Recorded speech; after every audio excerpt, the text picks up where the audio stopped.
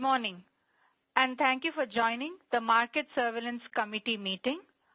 Please note that all the audio connections are muted at this time.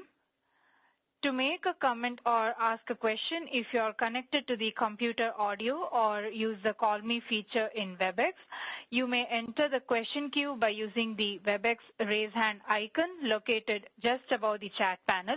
You'll hear a beep tone when your line is unmuted. At that time, please state your name and comment or question. If you are just on the phone line and not using the WebEx audio, please dial #2 on your phone to enter the question queue. You'll hear a notification when your line is unmuted. At that time, please state your name and comment or question. If you require any technical assistance, please send a chat to the event producer via the WebEx chat panel.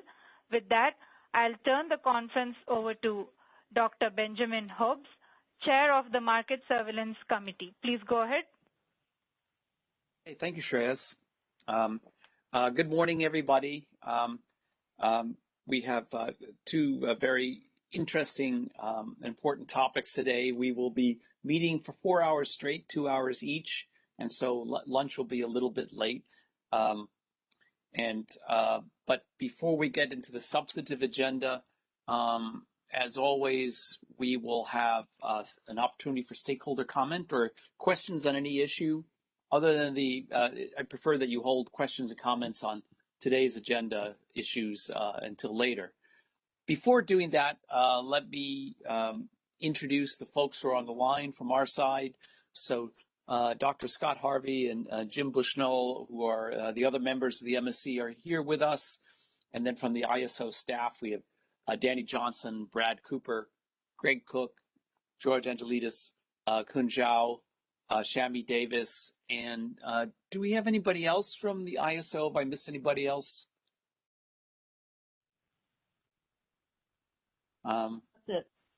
If not, they're either shy or they're on mute. Either way, we can proceed. So we don't have any minutes to approve, I believe, this time, right, Shami? So we can go right to stakeholder comments. Shreyas, can you invite folks who are on the lines to queue up if they have a comment or question at this time? Again, on any topic, but preferably not the two topics that we'll be talking about today, the day-ahead market enhancements and nodal flexible ramp products. Sure. To get into the queue, if you're connected to the computer audio or use the Call Me feature in WebEx, you may enter the queue by using the WebEx raise hand icon located just above the chat panel. You'll hear a beep tone when your line is unmuted. At that time, please state your name and comment. Also, if you're just on the phone line and not using the WebEx audio, please dial #2 on your phone to enter the question queue. You will hear a notification when your line is unmuted. At that time, please state your name and comment.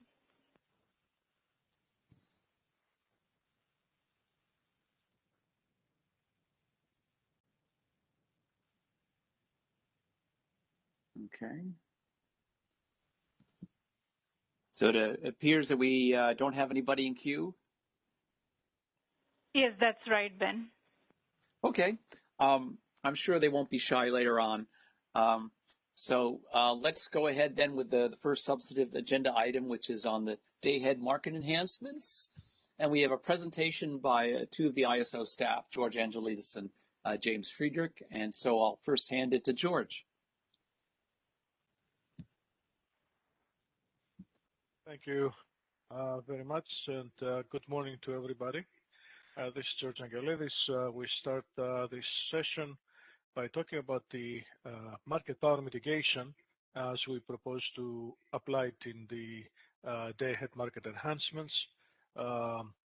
We have some new elements that are coming in because of the presence of the deployment scenarios for the Imbalance Reserve products. So we may have additional binding constraints in the deployment scenarios that we want to test for competitiveness to apply the local market power mitigation methodology.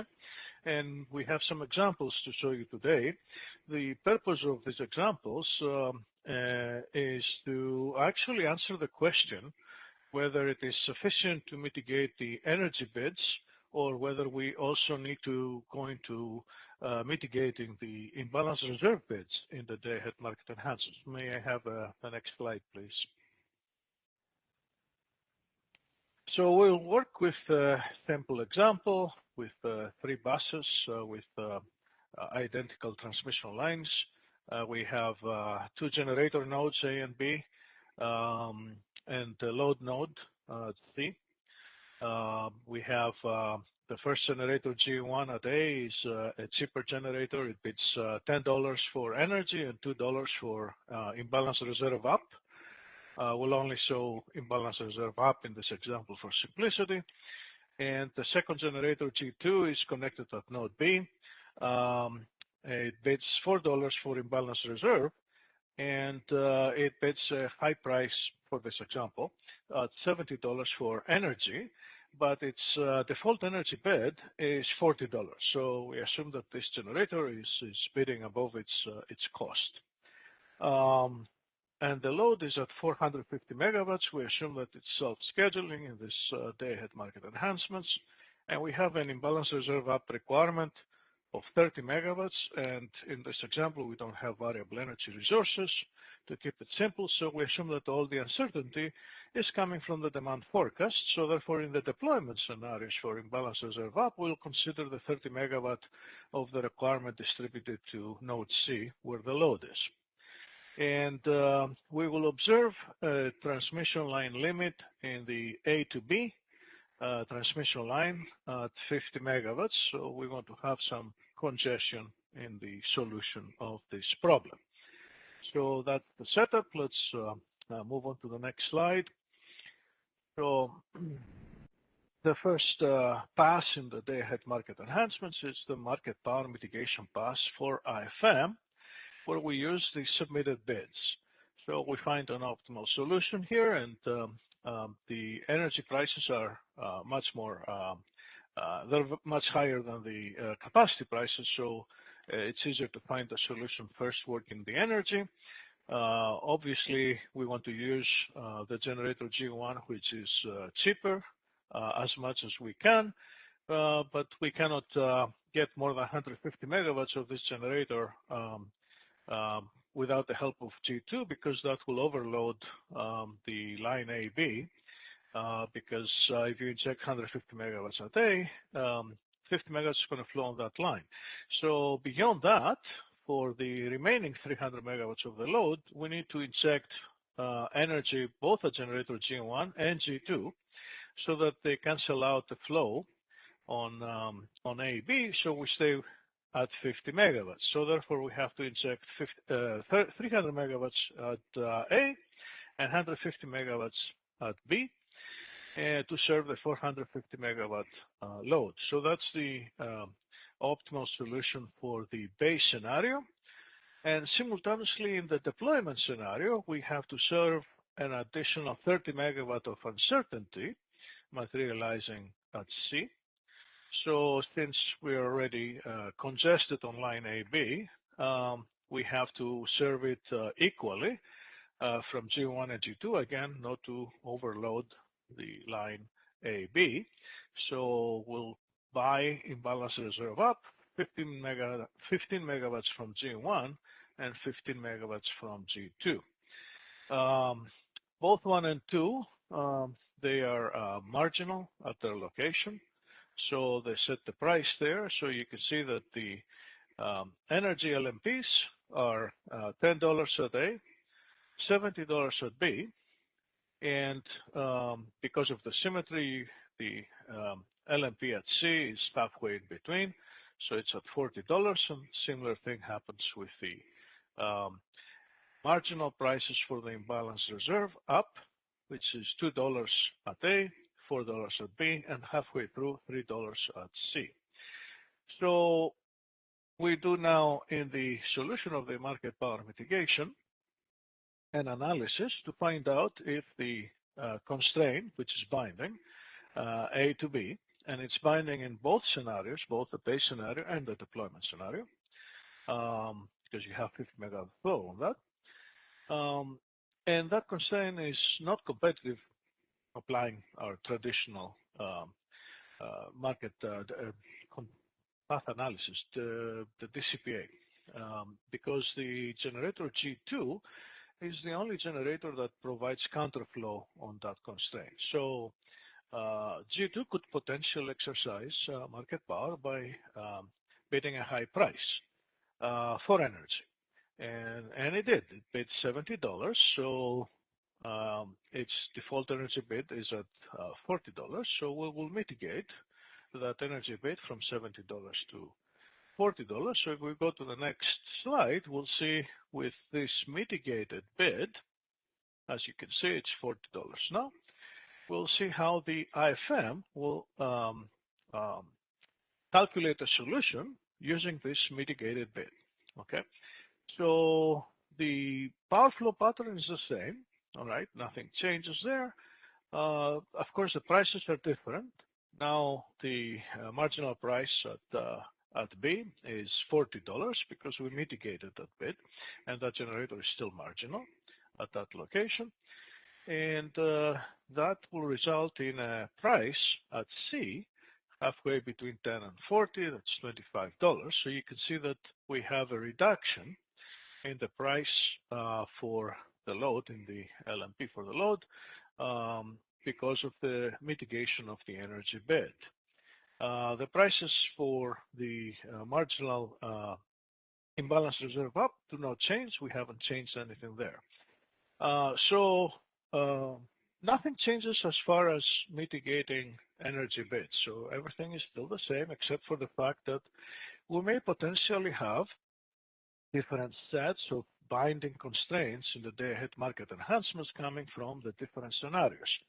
And from the market power mitigation perspective, it doesn't matter for which scenario these constraints are binding. We're still going to treat them as binding constraints. We'll evaluate whether they're competitive or not. And if they're not competitive, we'll find out which resources provide counterflow to these constraints, and we will mitigate them according to our established local market power mitigation procedures. There's nothing different here. What we wanted to find out was whether it is sufficient just to mitigate the energy bids, or whether now we need to also consider mitigating imbalance reserve bids. So we'll go to the next example, where we'll try to have a situation where, can we flip to the next slide, please? So here, the generator G2 not only bids a high energy bid price, $70 at its location, but it also bids a high imbalance reserve up price of $38. So what we want to see is if we are forced to take that price, or whether the mitigation of the energy bid is sufficient and gives us a way out. So we'll try to solve this example. Nothing else changes in this example. We just changed the imbalance reserve bid price for generator G2. So we can go to the next slide, which is the solution, the optimal solution for the market power mitigation pass. Okay, and you still have the same power pattern. Okay, the prices are different. You still have the unmitigated energy prices at 10, 70, and 40, like the previous example. But the prices now for imbalance reserve obviously reflect the new bid that we're considering for generator G2. So the imbalance reserve marginal price at location B is $38, and that affects the marginal price at C, which is halfway between 2 and 38, comes to be $20. So we have now an elevated price, not only because of not only in energy, but also in imbalance reserve up. So we're going to go ahead and mitigate the energy bid price like before from $70 down to $40. Can we flip to the next slide? Thank you. So we mitigate here the bid from G2 to its default energy bid, $40.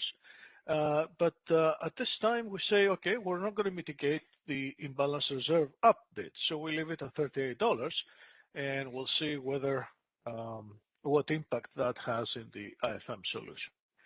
So this is the IFM solution here. Now you have a different pattern, okay? And the difference is because the difference in the bids for imbalance reserve up is actually higher than the difference between the energy bids, considering the mitigated bids. So what happens here, the optimization, the IFM, will find a way not to use this expensive imbalance reserve up bid. Okay, it will try to use the cheap bid of $2 per megawatt hour from G1. All right, but remember we have a binding constraint on A to B that does not allow an additional injection at A without a compensating injection for B. So what the optimization solution here will find as optimal outcome is to trade off, all right, energy and capacity between these two generators. So it will accept imbalance reserve up from generator G1 in exchange of trading back energy. So for getting the additional 15 megawatts of imbalance reserve up from G1 so that we can procure all 30 with a $2 bid, okay, obviously we have to make room for 10 megawatts to flow on the transmission line A to B, since we're injecting another 15 megawatts in the deployment scenario. So we have to back off the energy by 10 megawatts, which means we have to transfer 15 megawatts of energy from G1 to G2. So the G1 energy schedule is reduced by 15 megawatts down to 285, and we take more expensive energy from G2 at $40 for an additional 15 megawatts to 165 megawatts. Now this is optimal because the trade of energy has a price differential of $30, but trading off imbalance reserves has a higher price here of $36. So we pivot to a different solution, all right?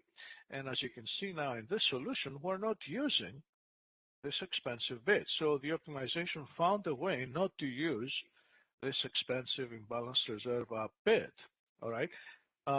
So you have mitigated prices now, the same ones that we had for energy like before, with the same mitigation of energy to $40, but we also have mitigated imbalance reserve up prices. So what used to be, obviously the marginal price is drops here to 32, and it drops here to 32 because of the trade-off of energy, right? So for one additional megawatt of imbalance reserve, if we need it here, all right, we have to trade off energy.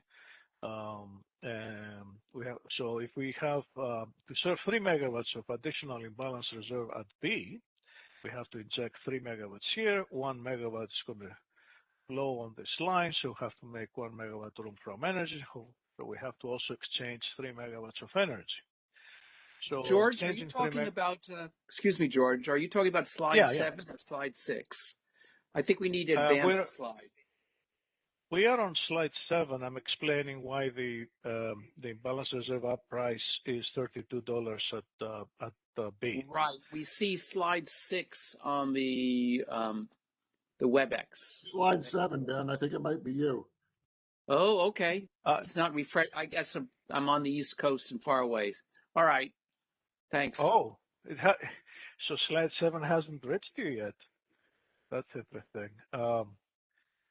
Well, I don't know. How can I help, Dr. Cobbs? Maybe that's all right. I have a separate copy. Go ahead. Okay. Yeah. Other Please people, I think, consult see your slide separate 7, copy. George. I see slide 7.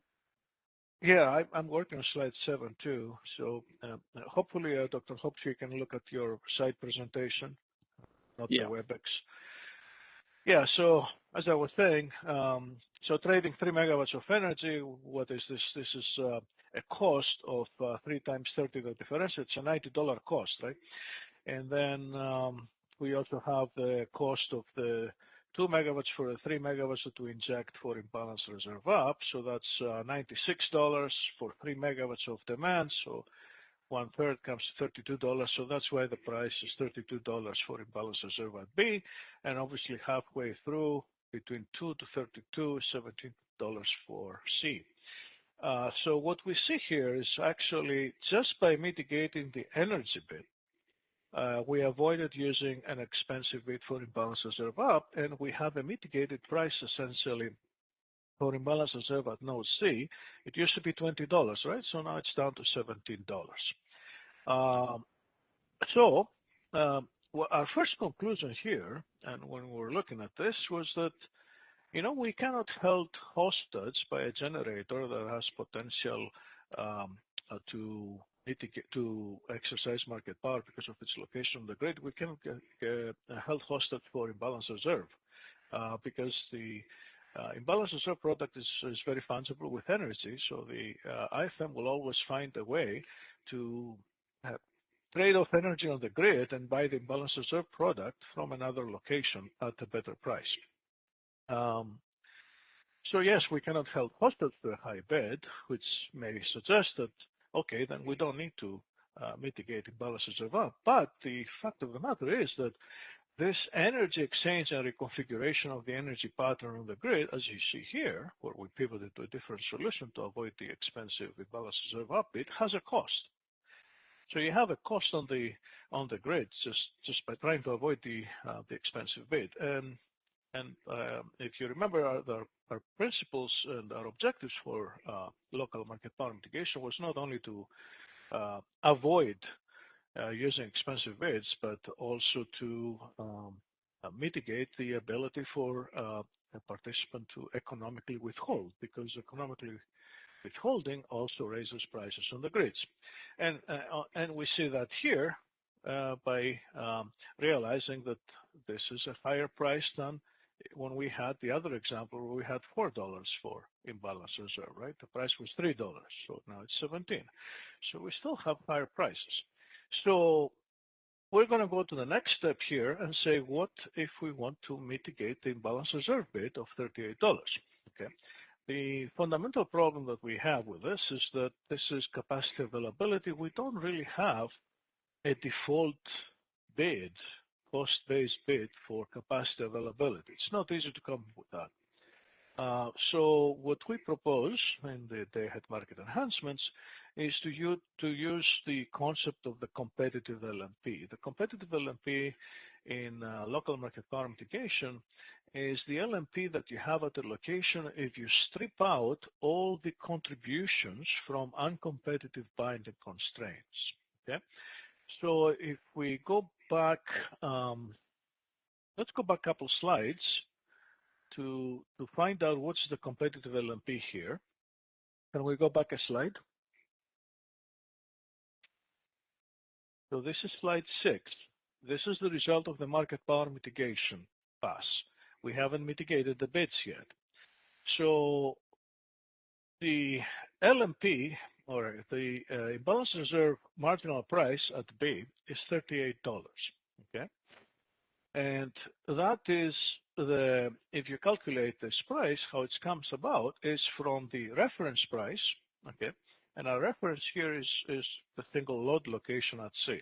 So we have a reference price of $20, and then we have the congestion contribution. There's a congestion contribution from A to B. The saddle price of that line in the deployment scenario is $54. Okay, so you have $20, the price you reference, plus I believe it's 1/3 is the fifth factor on this line, going from here to here, actually 2/3. So if we get 2/3 of 54 and we add to 20, we get to 38. The fact of the matter is that you get to the 38 price because of the contribution of the binding constraint shadow price to the LMP. So since this constraint is uncompetitive, right? That's why we do mitigation for the energy. Then if we strip out its contribution, then your competitive LMP will be $20, will be our reference price. So we say now, okay, let's mitigate not only the energy bit on the using the DEB, but let's also mitigate the imbalance reserve up bid, which is $38, to the competitive marginal price for imbalance reserve up, trying to use the similar concept that we use for energy. So that will be $20. So now we go and mitigate not only the $70 a bit down to $40 for energy, but we also mitigate the imbalance reserve up bit from $38 to $20. Let's go to slide 8 now to see. Before George, before you leave slide 6, I just want to make sure I understand something. Slide 6. Yes, can we move to 6, please? Yeah. So the IRU cost allocated to load is $60 here. Shouldn't that be that should be much higher, right? Because we're paying $38 for 15 megawatts of IRU. Is that correct? Oh, I was going to go through that next. No, I think it's 600. It's maybe something is not right. Basically, the cost that we allocate is So if you were using, that's why I wanted to go through this a little bit later. But if you were using a marginal cost settlement for the load, for the imbalance reserve, then obviously you have a 30 megawatt of uncertainty with a marginal price of $20, okay? So that will be $600, the cost that the load will have to pay for the product, all right? Now, as the case is, the California ISO markets today, all the capacity products do not get a marginal cost settlement for the demand. We're doing a cost allocation, which is an uplift of what costs we pay to procure the product. So in this case, we procure 15 megawatts at $2 and 15 megawatts at $38. So essentially, we get the 30 megawatts. It's still 600. So I don't know, it's a mistake on the slide here. It's 600. Even if you allocate it, even if you don't pay margin, 600. Yeah. I agree. There's an error here. It should be 600 instead of 60. Thank you. $600. Thank you. Yeah, I just want to make sure I wasn't missing something. Thanks. No, it's $600. Yeah. So it's the same that you have either by. Why is the competitive LMP for imbalance reserves 20 rather than 2? We take the reference, and the reference is your C, right? So the price at 2, the $2 price at A is really 20 minus but we don't do that, George. Remember, we have a rule about we move the reference bus for applying the pivotal supplier test to avoid just this kind of outcome. So we'd say we'll use the competitive bus that we have in our network. Now in this pre-bus network, I have to select a bus to do that, right? So when we write the power balance constraint for this, your reference is the node C, right? That's where your load is. So your shadow price of your power balance constraint is going to be $40.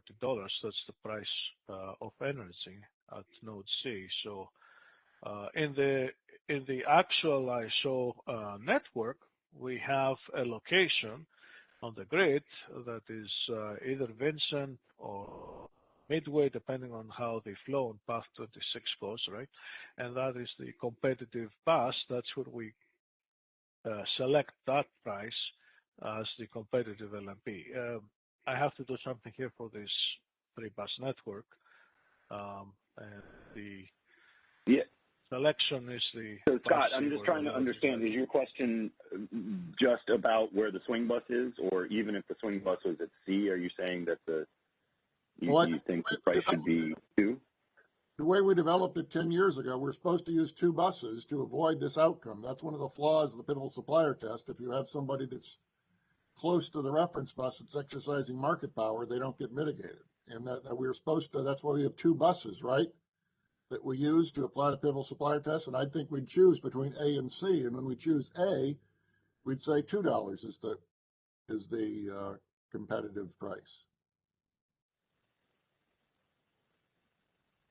But is that right in the sense that we can't take all, let's see, we can't take all the energy we want and get all the IRU at 2, or is that possible? I haven't done that.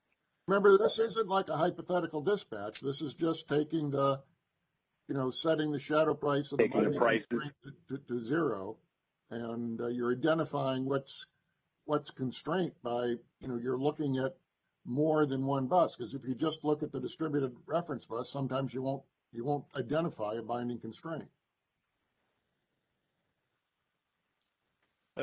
Dr. Harvey, you're correct. And if in the actual network that we have for the California Show Balancing Authority area, we do have this selection that either is the Midway or the Vincent bus that is our competitive bus.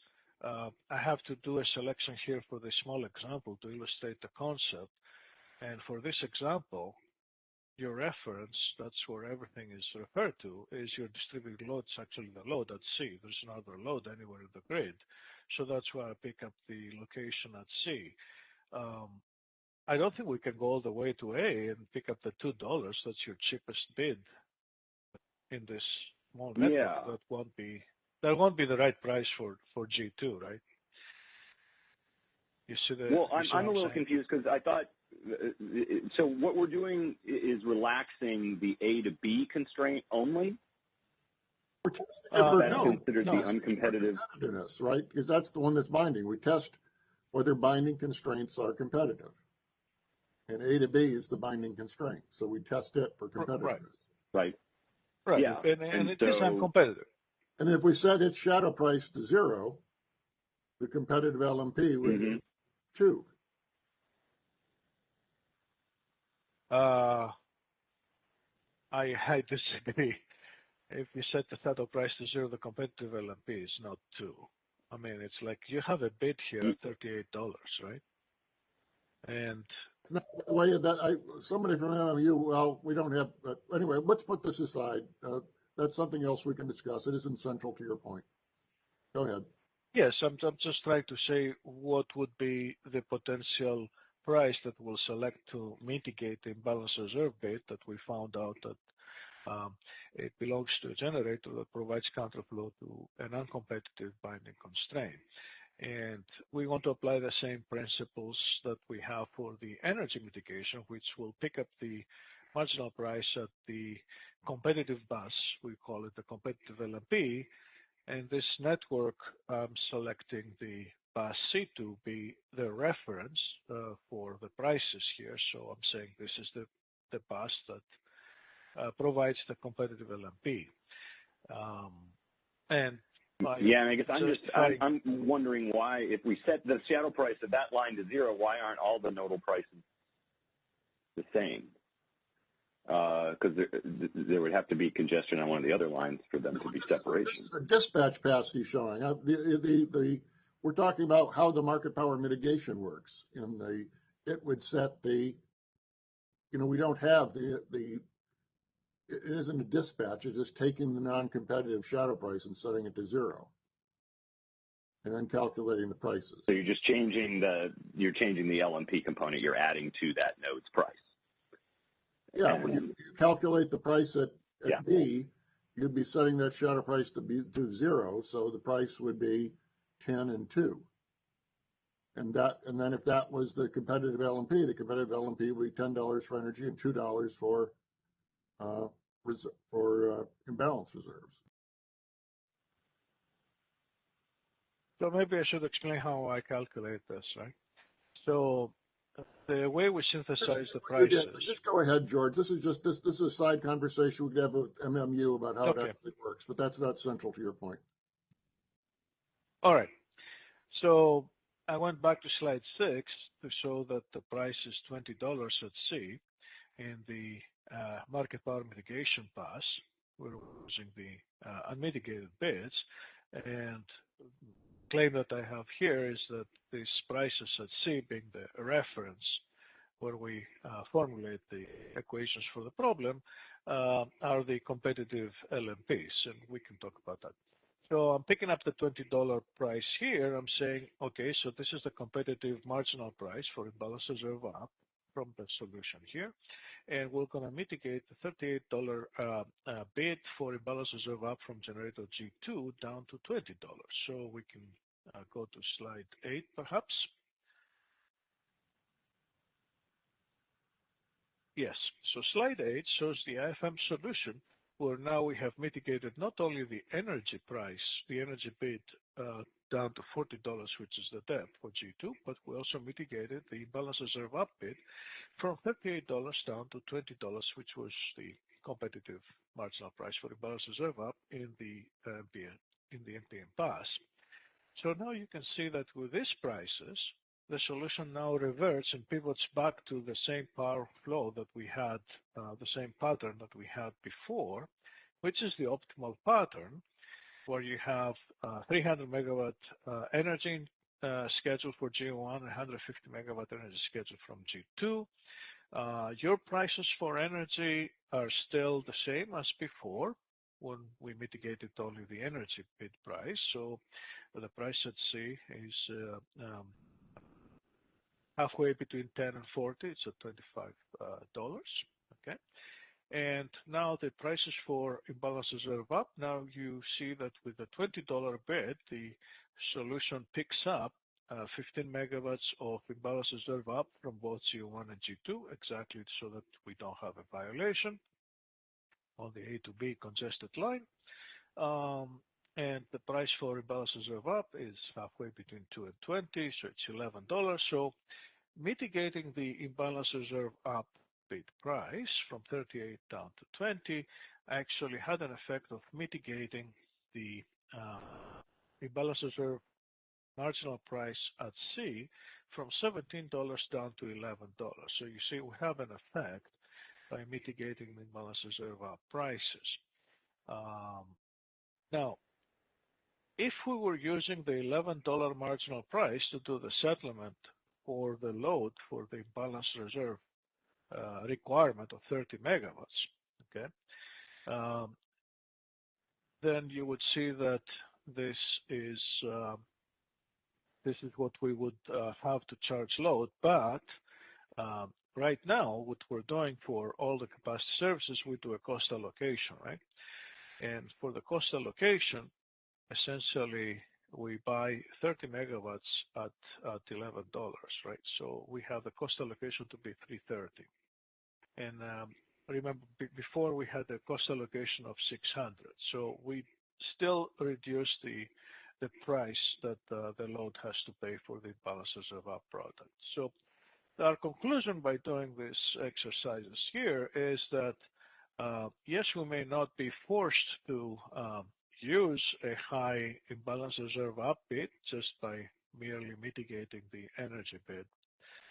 However, we still may experience higher prices by not mitigating the imbalance reserve up bids. So our recommendation, our proposal here is to proceed by mitigating both energy bids and imbalance reserve bids at the analysis of the market power mitigation pass before we go to IFM. I believe this is my last slide. Okay, thanks, George. Just a quick observation. One of the earlier slides had the IRU cost that was allocated load as $60. If we have to make 600. Yeah, and 600. One was 60. One was 60 if or was 90. Right. Let's go to slide 4. Slide 4 had I think those other ones $4 could be 900 and 600. Right. So if slide 4 G2 was bidding $4 and the IRU cost was 90 to load, so it could be 90 bidding 20. They raise it to 330. which is not as bad as 600, but is if the cost, and who knows how we would possibly estimate the opportunity cost associated with IRU, but if the cost was really closer to 4 than 20, a bid of 20 would actually be exercise of market power, and they'd be paying consumers would be paying 330 rather than 90. It's better than 600, but it's still definitely a significant amount of market power. Let me go back to slide 6 because I think we need to clear this out. Ben, I mean, we don't know what the IRU cost actually is. That's and true. So, you know, if we imagine that it's 4, then yes. But I mean, the point I was going to make is that, and I think everybody realizes this, is the downside of this solution is, what if their costs really are 36? Mm-hmm. You know, this solution is paying them 20. And we are theoretically paying them below their cost, which the whole idea behind the using this zonal price was it was the higher of the zonal price or the default energy bid in the energy case, right? and here we don't have a DEB, so we don't have that sort of protection, right? The unknown nature of the costs, the lack of a basis for a DEB is absolutely a fundamental problem. I agree, Jim. It gives, if the actual costs happen below this procedure, would give a lot of headroom for exercising market power that, well, we can't even tell if it's being exercised or not because we don't have a competitive baseline. And I don't know, there's probably no way around that. Anything you do is probably going to be arbitrary. And then you pointed out that if the actual costs are actually really a good deal higher, 38 or what have you, then we're going to get all sorts of inefficiencies because of the incentives to not be around and to not perform if the costs are higher than the compensation. Scott, you were going to say something? Oh, I agree. You know, I was agreeing with Jim and saying, yeah, that's right. And it's the higher of the DEB or the ex post price. So this is different. There is something I want to show you because James is going to talk about this. Can we go to slide 7, please? Right. And then we have somebody in the phone line, so we'll turn to the phone lines after you're done, George. Sure.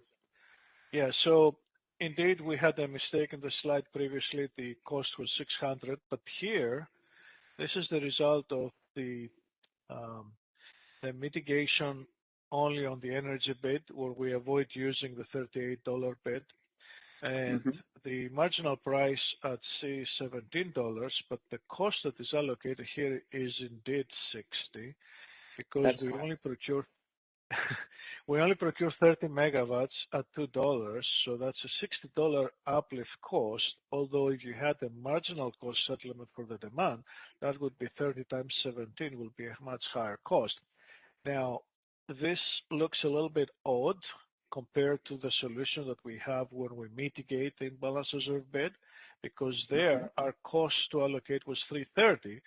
So here, not mitigating the imbalance reserve up bid, we end up with a cost of 60, which is less. But in a marginal cost settlement perspective, this solution is more expensive.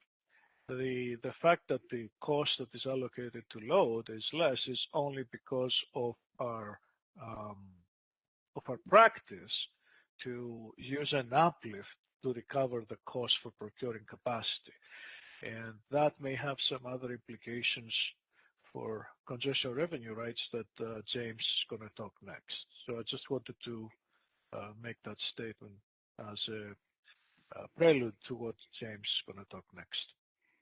Right. So if I could observe here that if G2 anticipated that its energy bid was going to be mitigated, it would not bid 32 for its IRU because that would be too greedy. It would bid 20 or something lower, and that would maximize its revenue. But in a sense, by going at 32, it's getting too greedy and it pushes itself out of the market once the energy is mitigated. Right, it pivots the solution, yes. Right, and I see your point, absolutely see your point about the marginal cost of IRU versus the cost allocation in this case would be very different. You got to realize that there's $450 of congestion rents you don't collect because you got a 10 megawatt flow that you're not charging. So actually, you're going to pay $60 for the IRU, and then you're going to have a $450 shortfall in the congestion rents. So it ends up the cost is $510. And that's a very good point, Dr. Harvey, because indeed, because of the uplift for the cost allocation, we're not collecting congestion revenue that we would normally collect if we had a marginal cost settlement, and that's where the impact to congestion revenue rights comes. So we will talk about it next. Okay, before we go there, can we take the question on the phone line? Sure. I do see. I'm sorry, go ahead, please. I was just going to say, I see two callers in the queue. Moving on to the first caller. Please go ahead, your line is unmuted. Good morning. This is Alvis Svoboda at PG&E. This is really just a follow-up on the question that Jim was bringing up. I think that two issues I'd like the MSC to wrestle with here. One is, this is a new product we're talking about, and if it is entirely voluntary, which it conceivably could be in some of the way that the ISO has talked about this, what happens if G2 simply does not believe, or on an ongoing basis, its bids are not being believed and it's being mitigated to a level where it chooses not to offer the product at all? What happens in that case? And the other question would be, are there ways that G2 could demonstrate, based on some results in the market over time, that its opportunity costs actually were high enough that this is not a just mitigation?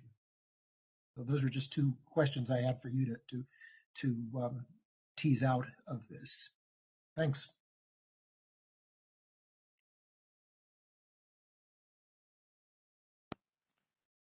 Okay, so the two questions, Alba, were, in a sense, the first question was about an offer obligation. Does it have an offer obligation or not? If it's mitigated to a level that it just can't, it loses money and decides not to offer, is there any consequence? Yeah, right. And can you legitimately offer? Can you legitimately impose an obligation like that? Actually, so an obligation where you'd be losing money. Right. And hey, you could. Yeah, hey Ben, this is Brad Cooper. I had a question for Alva, if I could. Yeah. Yeah. Hey, Alva, can you describe what the opportunity costs you're referring to are? You know, because the pricing of the Imbalance Reserves covers the opportunity costs of not being dispatched for energy. Well, I'm assuming it's alternate uses or alternate plans that the holder of the resource would make if they didn't have to put a bid in and be obligated to then go into real time. It could be, I think it's been described before, you know, if there are opportunities for selling outside of the day-ahead market and prior to the real-time market, that would be one example. Another would be activities that might be done with the resource, that they would, just flexibility that they would have to do something with the resource between the day-ahead market and the real time if they didn't get an award. I don't have a really solid concept of that. I'm just this is like more of a concern with the idea that if you impose a mandatory requirement, Ben was talking about it as non-performance. Effectively, if somebody's never going to perform, that's equally bad as if they choose not to bid at all. So that was just It's really, I don't know that this is necessarily, I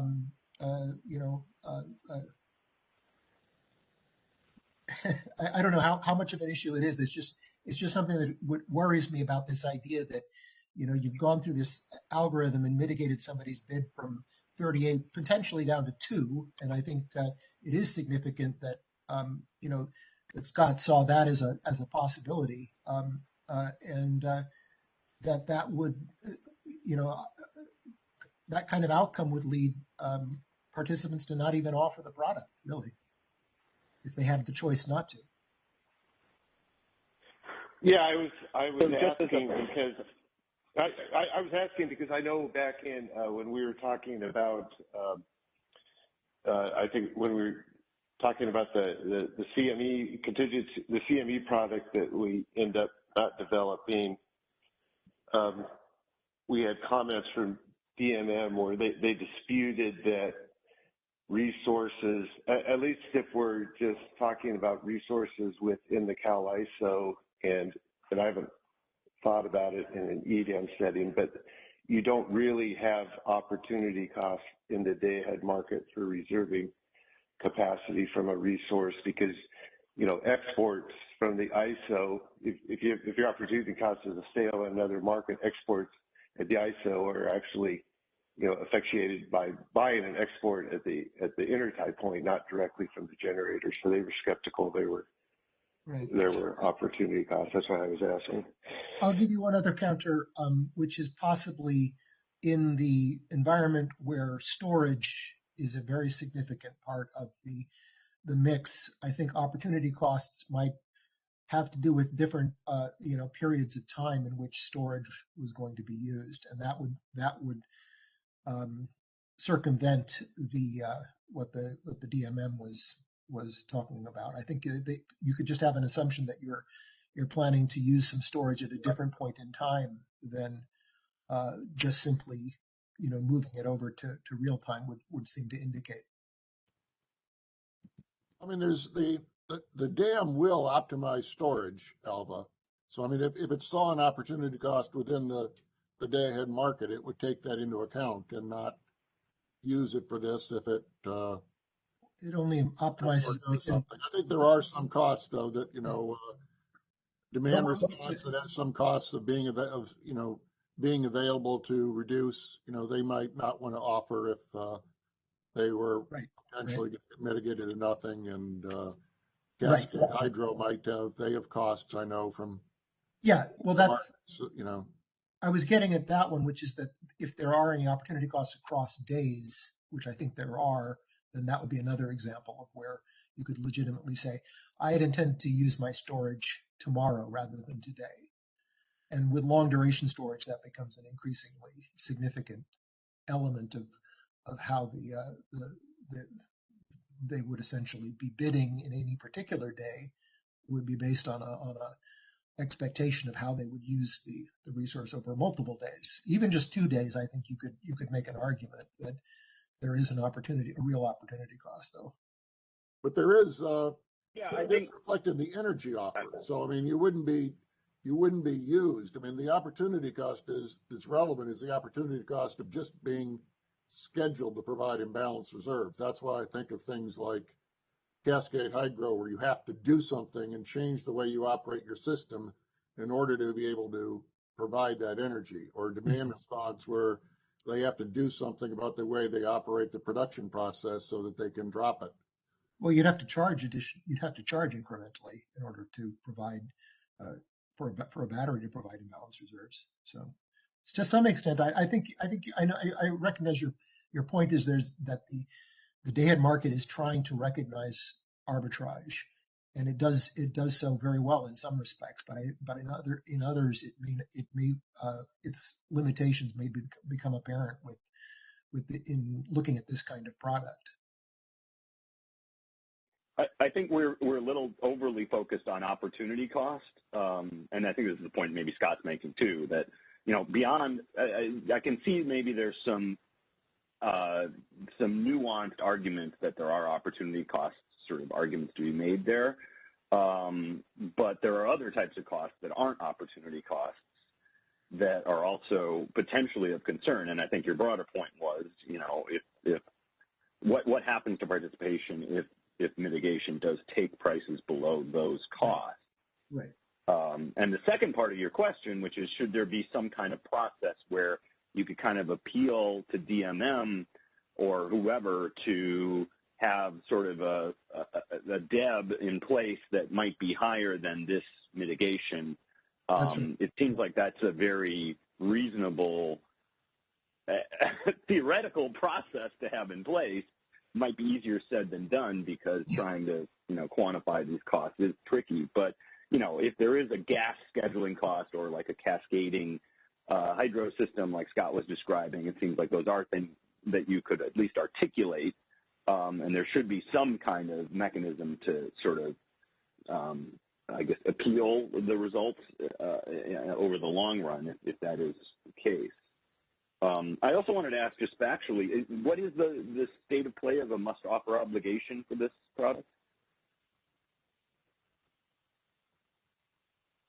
This is James Friedrichs. The current proposal is that for system RA resources that are eligible to provide imbalance reserves by being 15-minute dispatchable, they'll have a must-offer obligation to provide the imbalance reserves. Yeah. So in theory, so one could spin a complicated story that if they are being forced to sell at a loss by the mitigation mechanism, they might recoup that in expected value in their RA payments. But that's a pretty complicated chain to put together. And it disregards the non-RA component of that, which is really where you'd expect the market power to show up more. Right? Yeah, good point. I forget. So if they're non-RA, mitigation even takes on a different. Right. Thank you. I appreciate the discussion. Thanks, Alva. Operator, we still have somebody else on the phone line? Yes, I do see two more callers in the queue. Terrific. Please go ahead, your line is unmuted. Hi, it's Callie Wells with WPTF. I first actually have a clarifying question that's probably more for George, and then I wanted to get the MSV's reaction on another point. So George, first, a couple slides ago, you mentioned that you're going to apply the existing DCPA to mitigate the IRU to test the competitive constraints in the deployment scenarios. Are you guys envisioning making any changes to that formulation to account for the fact that now these new products can also provide counterflow? So I'm thinking more of when you guys calculate the total supply of counterflow in the DCPA. Yes, that's a good question, Kelly. Thank you. No, we don't propose changes in the application of the DCPA methodology to determine the competitiveness of a constraint that is binding in either the base scenario or the deployment scenario. The changes that we were thinking that go beyond DAME, they were discussed in the context of EDAM, and there is still some discussion going on at that level, but for as far as DAME goes, we are not going to propose any changes to the application of the local market power mitigation concept. It's the same as it is today. The only difference, you may have additional constraints to consider that may be binding at a deployment scenario, and the approach is the same. Interesting. I would think that especially in the deployment scenarios where you have a situation where a constraint is only binding in the IRU deployment scenario, that you would want to consider the counterflow that can be provided by IRU and IRD on that constraint. I'm wondering if by not including that, then correct. You're going to. Okay, so you are making changes. I don't consider it a change, so maybe we're talking about the same thing. But for me, the deployed imbalance reserve in the deployment scenario is really nothing other than energy. So the deployment scenario is a simulation of deployed capacity. So it's still energy. So you see here 40 megawatts flowing for energy, and 10 megawatts is a deployed imbalance reserve for a total of 50 megawatt flow on the constraint A to B. When you calculate the supply counter flow, both energy and imbalance reserve, which is deployed, they're added up. It's a total that matters. So in essence, yes, we will consider deployed imbalance reserve the same as energy.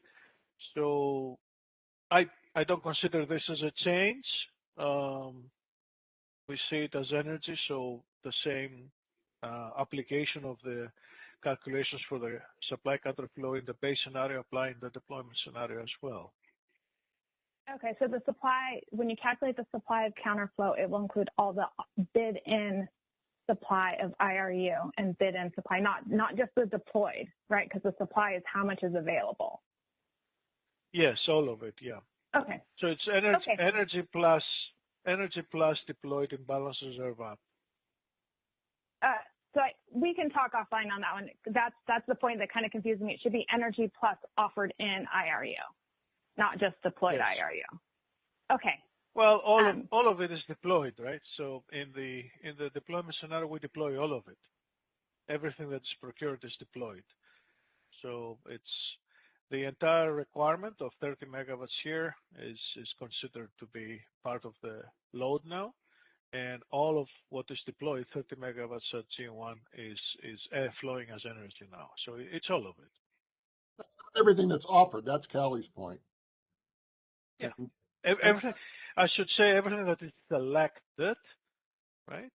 And in the supply counter flow, you try to see there is a lower bound and an upper bound, right? The lower bound is if you withhold how far down you can get it, and the day-ahead market is 0.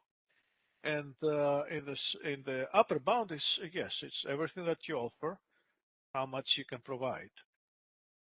Same as the energy, right? And I also think everything that's in balance reserves has an energy offer. So shouldn't it be in there anyway? Yeah, because that's your maximum supply counterflow. So the supply counterflow of G2 for imbalance reserve is whatever it's offering, how much you can offer.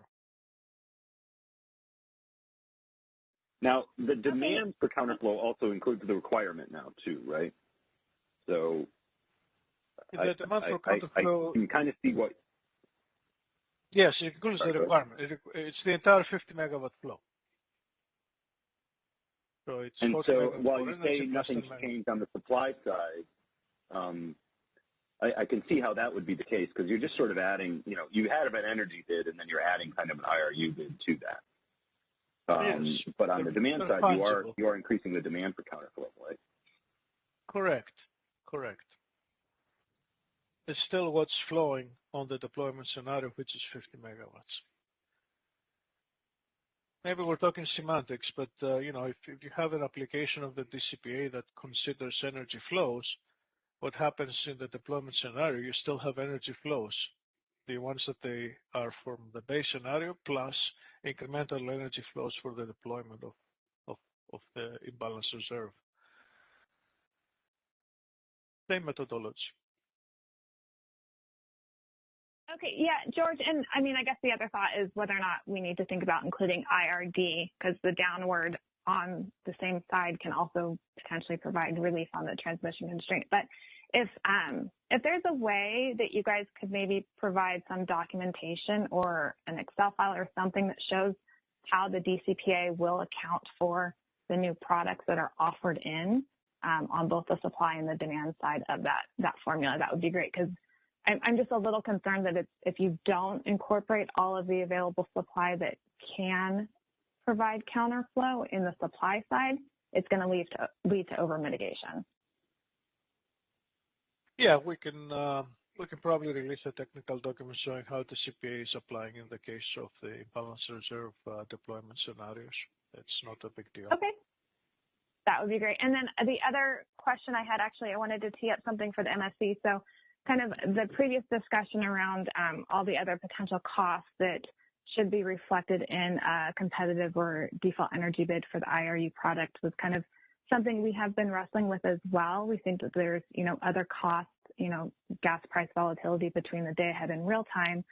And I wanted to also note that in the proposal right now, a resource that is awarded IRU will then have a real-time energy bid cap placed on it. So if there's the potential for, in real time that bid cap doesn't allow it to actually reflect all of its costs because its costs are higher than the bid cap, the proposal says we'll price that risk into your IRU bid, but now we're mitigating that IRU bid to something that doesn't reflect that cost. So I think that was a great conversation around, there are a lot of other costs that should be included in the IRU default energy bid, but that's a hard thing to, I think, wrap all of our minds around.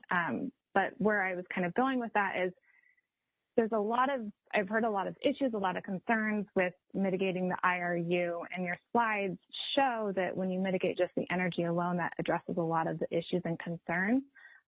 So for the MSC, I'd be curious to get your guys' thoughts on, is this overcomplicating it? Are the potential costs and adverse impacts on the market so much that maybe a more streamlined approach is the more efficient outcome?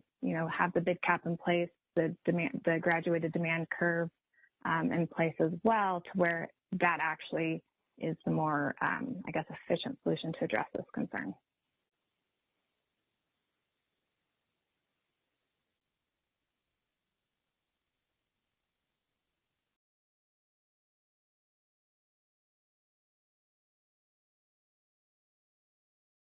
I'm not sure I understand the question. The way I understood that is, go ahead, Kelly. I was going to say the question is that there just seems to be a lot of concerns with this overly complicated mitigation for IRU. So my thought was, what's the MSC's opinion on, or what's your current thinking on taking a more streamlined, simple approach to addressing the potential for market power in IRU? And that would be you guys have already proposed a bid cap. You have a graduated demand curve in there. So once the price reaches, I think it's 247 right now, you're not going to be procuring anymore. So is that enough to address this issue compared to the cost or the adverse impacts that this overly complicated approach introduces into the market?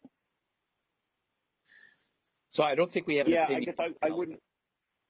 Yeah, right. And I'm not sure I think the issue is complexity. Because what's been described isn't really that different mechanically than kind of how local market power mitigation works. So it's more about, and this is probably all just semantics as well. It's more about sort of the implications of the risk of the competitive IRU price being below some true cost of supply, and what the implications of that is, and how one can provide some insurance against that outcome happening or being chronically severe. And that would be weighed against the potential, market power risk on the other side of just having it capped at 250 or something like that. Yeah, exactly. And the other thing is, what I've observed in the examples is when you just mitigate the energy bid alone, and the market forgoes procuring IRU at the higher price to procure energy from that resource. One, you're procuring energy from that resource at a mitigated price to begin with. But two, is that even profitable for the resource to do that? Right? Because you're going to have this energy bid mitigated. So why would it bid a high IRU knowing that the market would just skip over and procure it for energy at its cost? Ellie, that's true, but this is a special case example. And suppose the resource really had a high offer, that really was a high cost resource that we weren't going to dispatch for energy. Then, it wouldn't work. If its offer cost for energy truly was $500, we'd have to take the imbalance reserves in this case. It'd be too expensive to dispatch it for energy. And the other thing on the demand curve, I think, as I understand the CAISO's latest proposal, it's not a cap at 249. It's going to start at 249 and go up. That's going to be 249 is going to be penalty price for the minimum. I mean, for the maximum, and everything below that is going to be even higher. So. Yeah, okay, maybe I thought that there's also an offer cap on the product itself as well. Oh, on the but I'll go back and look at that'll tend to, but if that's set as high, we're going to talk about that later, but that could be set very high, is the way the CAISO is proposing it to do now. I think on the IRU offer cap. Yeah. Okay, yeah, I'll go back to the proposal and look at that. Yeah, it's really just kind of back to the weighing the. We're going to talk about sorry, go ahead. So why don't we just come back to it then, Kelly? Okay, yeah, sounds good. Yeah, I was just kind of weighing the costs and benefits of this approach is something that I think we really need to think through. Mm-hmm. Yeah, I mean, I guess a less complex solution would be just a lower offer cap that's uniformly applied all the time, which has its own pros and cons.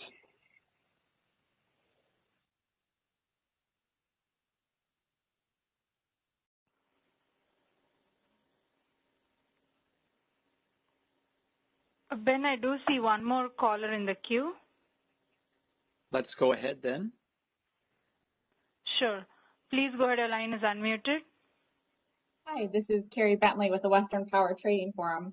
Sorry, I guess Callie and I are taking up some of your time today. I'll try and be brief. I wanted to weigh in on the connection with resource adequacy that was touched on in the must offer obligation. I'm really struggling with this, so I was hoping to get your thoughts. So today, just to make sure everyone's on the same page, if you're a system RA resource, you're allowed to self-schedule in to both the day-ahead market and the real-time market. And what many resources do is that they'll economically offer into the day-ahead market, and then they'll self-schedule that same schedule into the real-time. You could think that that's pretty convenient when you're trying to manage your gas during OFO situations. Imports will do this, cogens will do this, storage will do this, some hydro will do this. It's pretty normal to, as a just standard system RA resource, do that. And so, 5 years ago, we created the flexible RA product, and that's what makes you have that economic real-time move. So in my mind, this capacity product is one, trying to transform the RA product into the flex product, which has some severe issues. But then two, when you're thinking about cost, there are not opportunity costs, but like you were saying, significant costs with the inability to self-schedule in real time. And I don't know how to quantify those, but I think it's appropriate to put in the IR bid. Do you agree with that? Or do you think that we should separate this completely from the RA program and I shouldn't be trying to translate those sort of costs into whatever default energy bid, the IR product?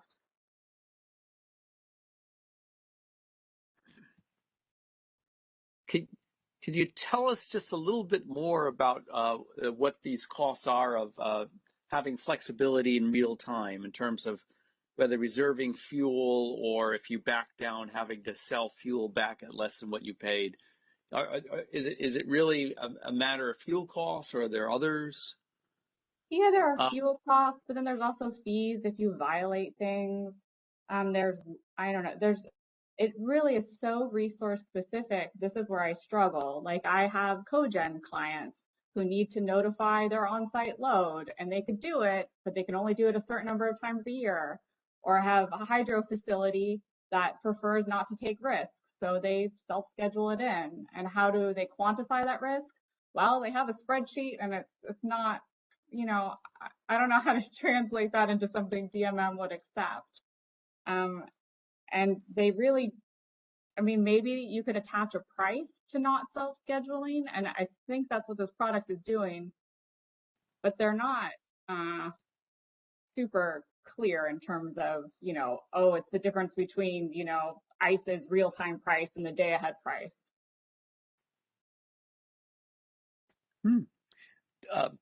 do I detect, and excuse me for saying this, a whiff of nostalgia for FRACMU, and maybe this should be a long-term, this should be a product that's contracted long-term, and then it might be more contestable, and then you might get a revelation of what the costs are.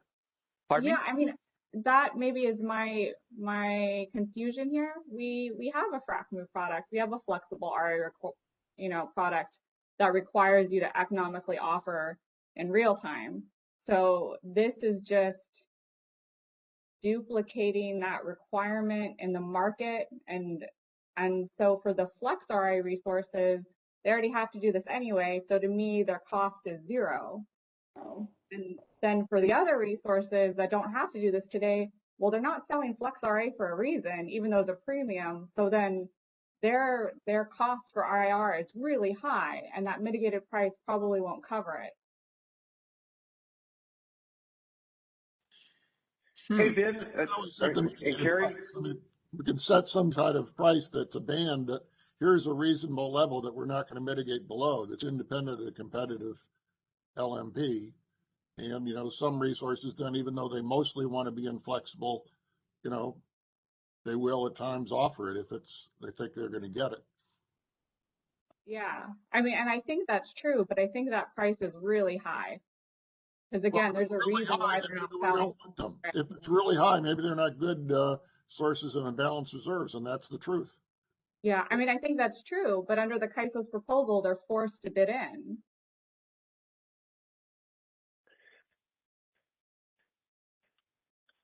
Hey, Carrie, this is Brad. Can I ask a clarifying question about your question? Yeah. Hey, I think you said if a resource gets an IFM energy schedule, so say for example you have a 100 megawatt resource and it gets a 75 megawatt IFM energy schedule and a 25 megawatt IRU schedule. I think you said it wouldn't, maybe I'm misunderstanding you, that it wouldn't be able to then have that 75 megawatt IFM schedule be a self schedule in the real-time market. I don't think. Saying the that's IR not what you're saying?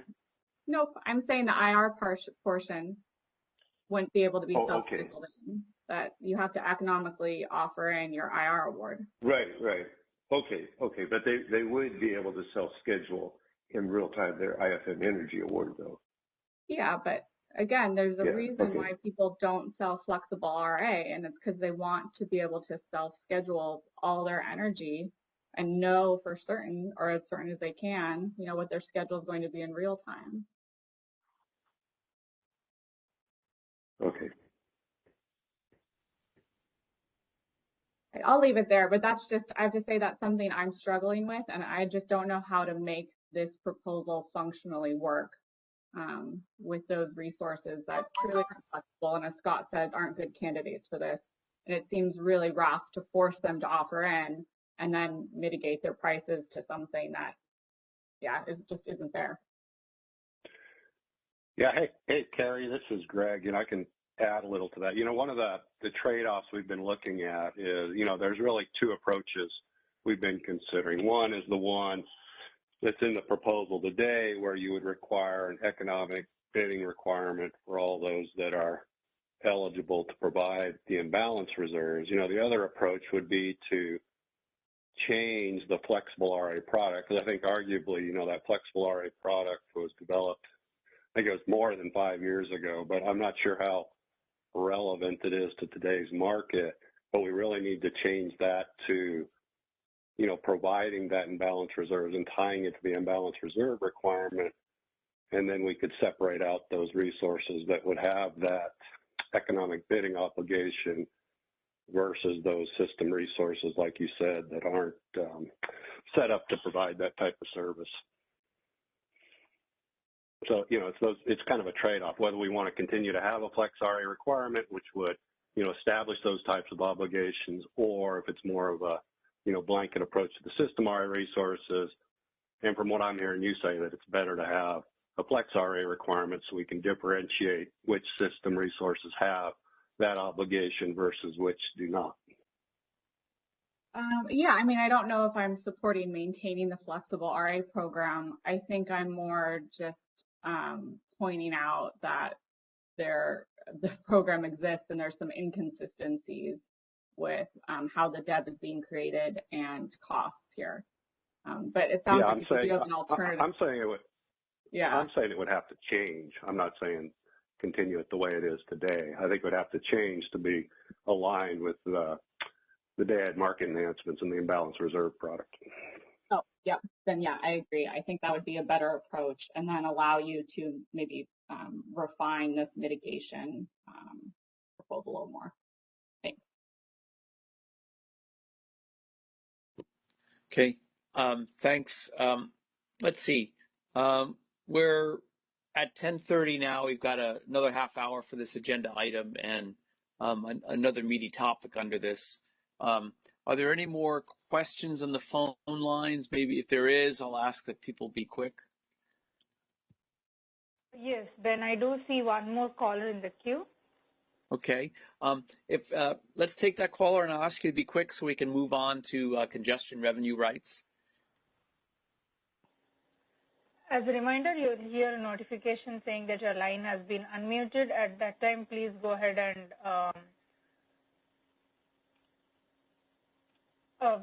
state your name and question. Please go ahead, your line is unmuted. Hey, this is Michelle Keto from the CPC. I just have a couple of comments, and I have a couple of questions, but you don't need to answer them. So I would just note that right now, RA Resources have a must-offer obligation into the real time, and we pay for it through the RA product, and here we'll have to pay for it. I would say we usually pick up this capacity in the REC process, and all RA is bidded at zero. So no one has been able to really articulate what the costs are here, and so we have no idea how much additional this is going to cost customers, and I just think that seems really, really strange to be moving forward without even some estimate of how much additional cost. And then I would like to say that we're also going to get rid of the real-time must-offer obligation, and to me that seems like a step backwards in terms of reliability, given that all our RA resources, I mean, they're procured for reliability, and reliability is a real-time issue, and we're getting rid of that, so that seems like a step back. And then also two sort of other points. You know, markets work well for like a uniform product, but this product is clearly not uniform. And what if you have, you know, an imbalance reserve product for an OTC located in, I mean, for example, the CAISO picks up the OTCs through the REC process typically. So what if the OTC is then setting the market price? That's going to be a really expensive, you know, product, and it doesn't seem like a very efficient way for customers to pick up those costs to embed it in a market clearing price for all the imbalance reserve products. So anyway, I guess those are my comments. And maybe I could just ask you, do you guys have any idea how much more this will cost? Because stakeholders have said this would be more expensive, and that's why the CPC and other load serving entities oppose it. And I'm just curious if you guys have any estimates.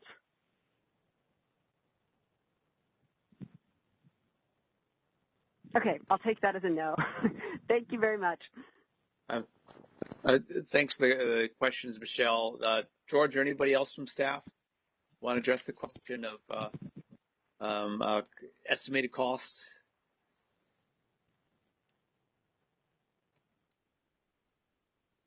I'll have to ask my colleagues. Yeah, this is James Friedrich, and at a few MSC meetings ago, we discussed the potentially trying to get or nail down imbalance reserve costs by using spinning reserves as a proxy and stimulating the market by, you know, procuring additional spinning reserves at the procurement target of imbalance reserves. And we found that the costs or there are multiple reasons why we felt that those costs were unrepresentative to the point where relying on them would be not a good idea. And ideally, we would be able to program, you know, or sort of pre-program the software to be able to look at imbalance reserves, and we'd be able to play around with, costs and an actual simulation of the actual product. But there are enough differences between spinning reserves and imbalance reserves in the way that they're procured that we didn't feel like the costs were representative, and so we aren't relying on those.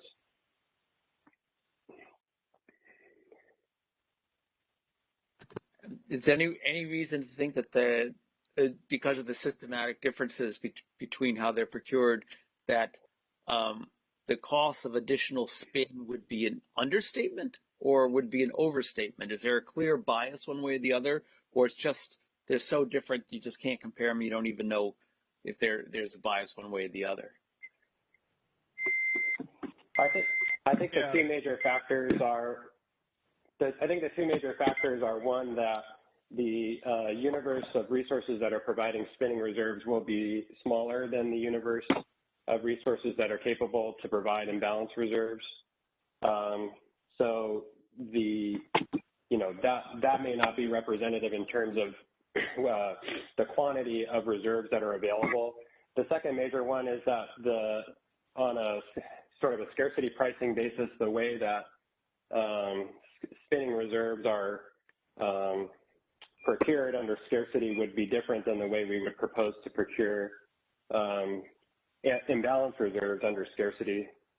And so on particularly scarce system conditions, both of those conditions may overstate the cost when looking at spinning reserves as a proxy. Yeah, I will say we are looking at doing some additional analysis to estimate the costs. One of the cost drivers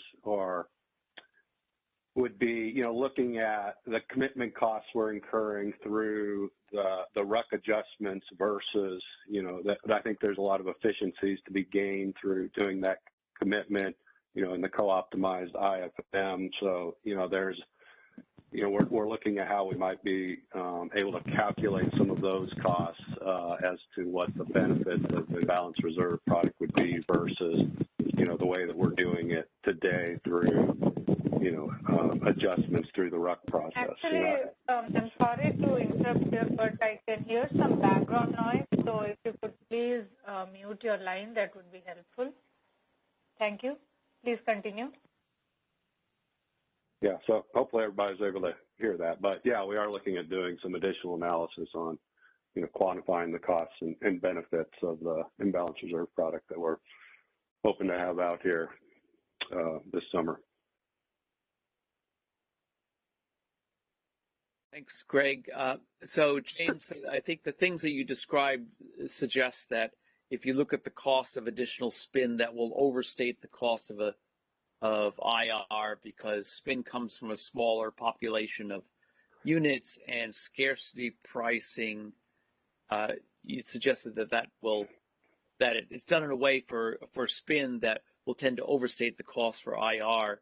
So that means any estimate you got would be an upper bound. And is it still a useful upper bound, or is it so high that it might be orders of magnitude higher? You just don't know.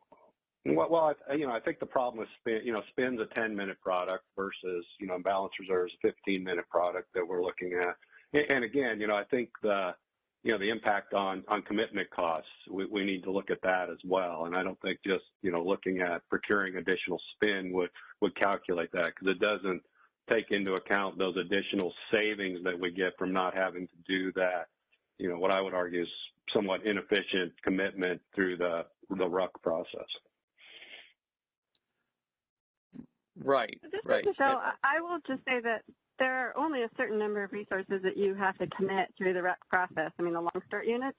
And also, it's my understanding that the interties are not going to be in this market. So it's just going to be, at least initially, if you don't have EDAM, and we're just doing this for the day-ahead market, you'll just have existing California resources, right? So, I mean, are we inefficiently dispatching them and committing them now?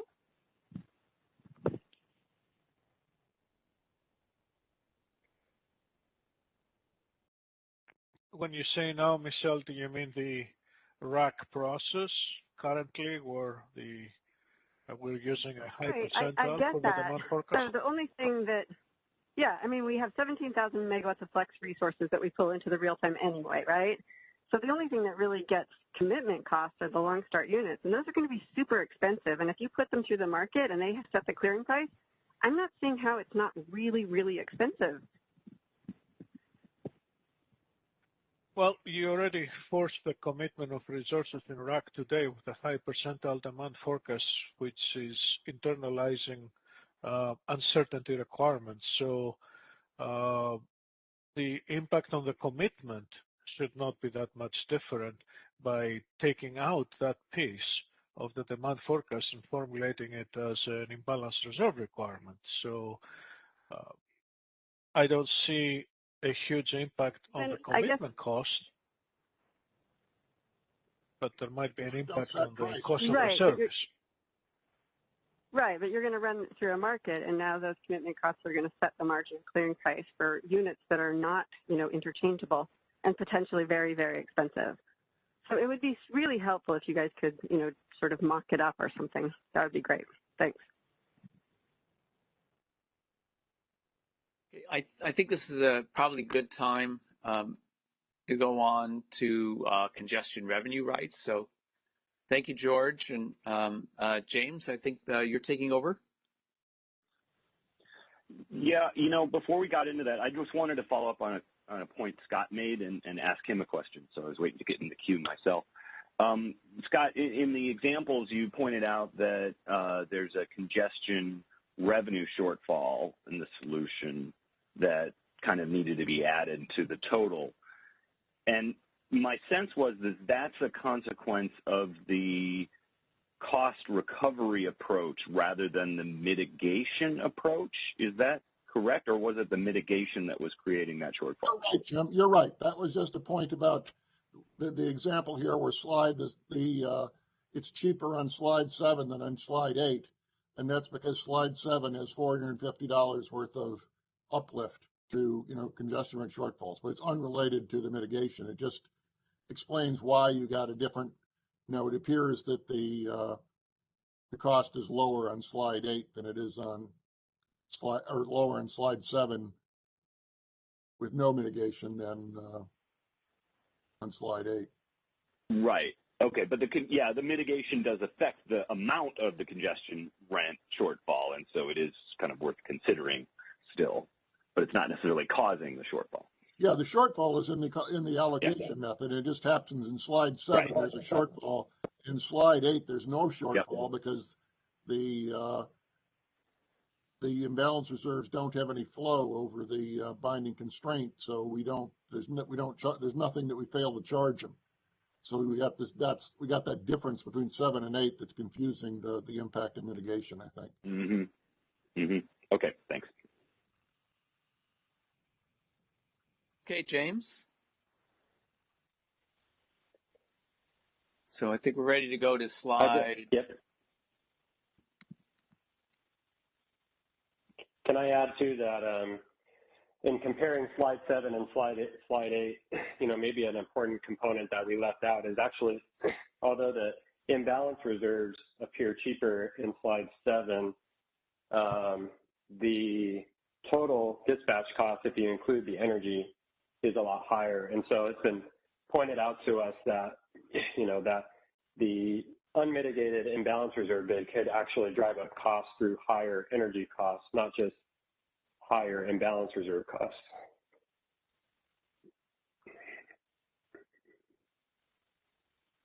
We make an inefficient substitution between energy and imbalance reserves. You're exactly right. Right. Mm-hmm. Okay, let's because move of on that to the next slide. 15 megawatt different. Mm-hmm. Yeah. Okay. Mm-hmm. Okay. Thanks for pointing that out. So are we ready to go to slide 9? Yes, please. Slide 9. So some of this has already been teed up in the last discussion, so I will be brief in presenting this to you. Our current proposal is not to propose any changes to the existing congestion revenue rights nomination or auction processes to account for imbalance reserves.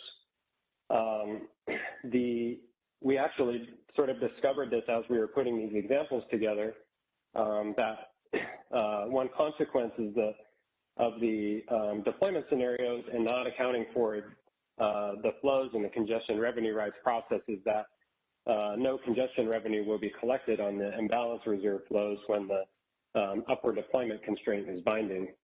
So next slide, please.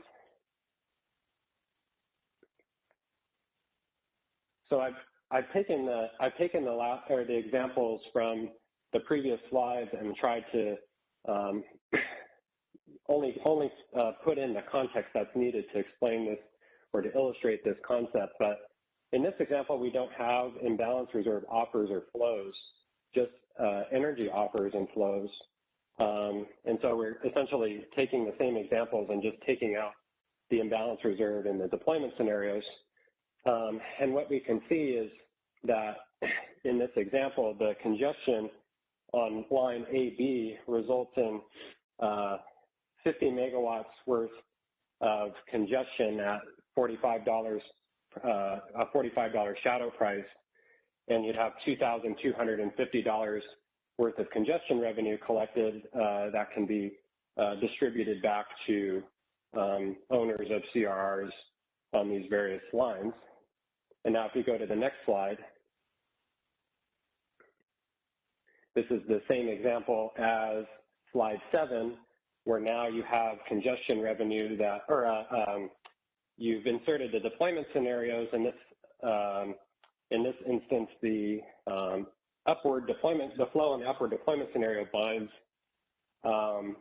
at 10 megawatts of flow at a shadow cost of $45.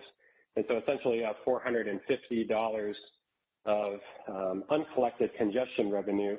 In this example, you have only $1,800 of total congestion revenue collected on the energy portion of the binding constraint, but not the portion that binds for the deployment scenario.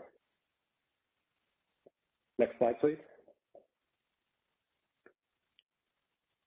So we recognize this.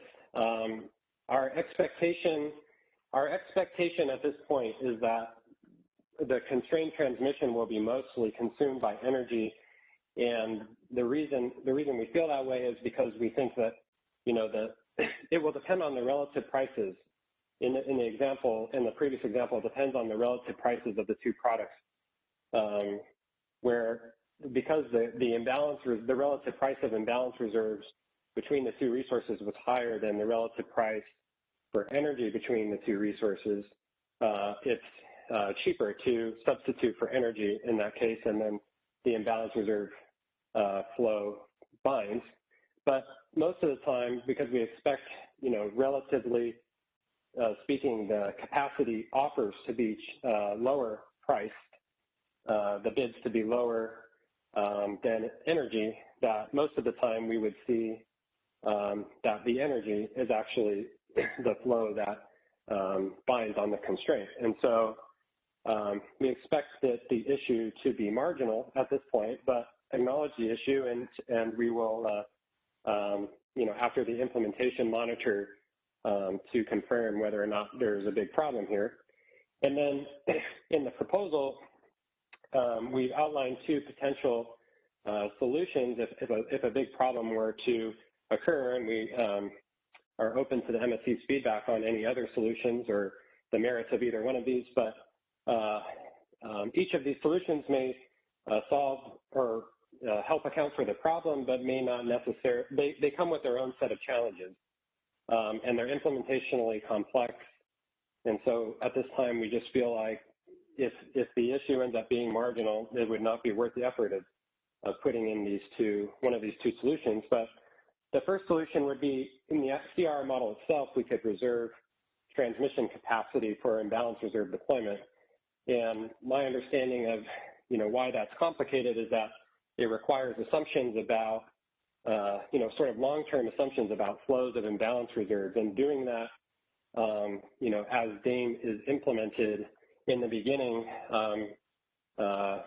may be challenging. I mean, in the long run, after some operational experience, it may be possible to anticipate imbalance reserve flows on a longer run basis. But we just feel like, in the beginning, that would be an incredibly difficult thing to accomplish. The second would be that if we were to directly settle the locational imbalance reserve prices with load and variable energy resources being wind and solar that are the drivers of the need for imbalance reserves, then you do collect enough congestion revenue through a direct settlement, but there are issues in terms of the way that costs are allocated to other capacity products, especially flexible ramping product is not settled on a nodal basis, and so there may be inconsistencies in the way these capacity products are settled. Another complication may be that, load at individual load nodes, you may have multiple, load-serving entities or resources, variable energy resources that, are connected to these nodes that, it may be hard to identify which of them are driving the uncertainty requirements at specific points. So in any case, I'll leave it there and love to see or hear what the MSC's feedback is on this.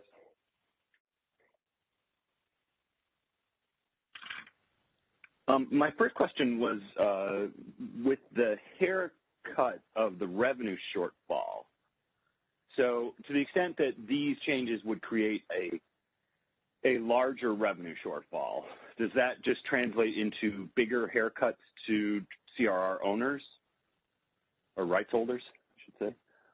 Or yeah, I think that's a fair way of putting it. Mm-hmm.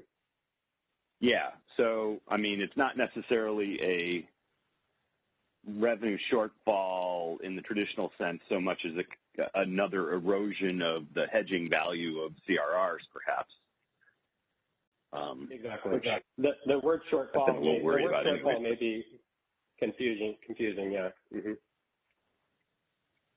It does mean that the load-serving entities don't get as much money, so they don't get it allocated to one pocket, but it comes out of the other pocket, so it doesn't really save them. I agree with the first bullet that would be a nightmare because you have no idea, and it's all just energy, so you wouldn't want to reserve anything in particular. But I think on the second one, I agree it'd be very complicated to allocate back to specific people, but in your case, you're just going to allocate it all to C, so it's just a matter of whether you calculate all the energy charges and allocate it to C, or you multiply the price at C times the quantity and charge. It seems like you'd use everything the same in the charge mechanism, and it wouldn't change. Most of the time, if there's no impact on congestion, like the first bullet, it would make no difference at all. But if it does, then then you wouldn't have this problem. But I think another issue you guys got to think about is how about in EDAM, where we might have multiple balancing areas and different, and some of them might be constrained with high costs of imbalance reserves and others low. And, then this method of calculating the costs and allocating them that way, could radically shuffle costs across the West. You think about like July 21, where we were short down in the bubble around the CAISO, and the CAISO at a high FlexiRamp price, and FlexiRamp price was zero in the Pacific Northwest. I mean, today, did we allocate those high CAISO FlexiRamp costs to the load in the Pacific Northwest that was getting paid zero?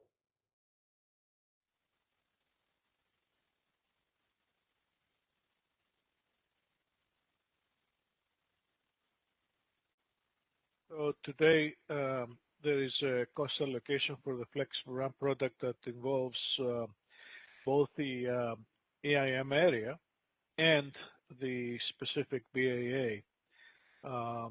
So I don't remember the exact specific details of the settlement, but I know we're doing it on both the area, all BAAs, and the BAA.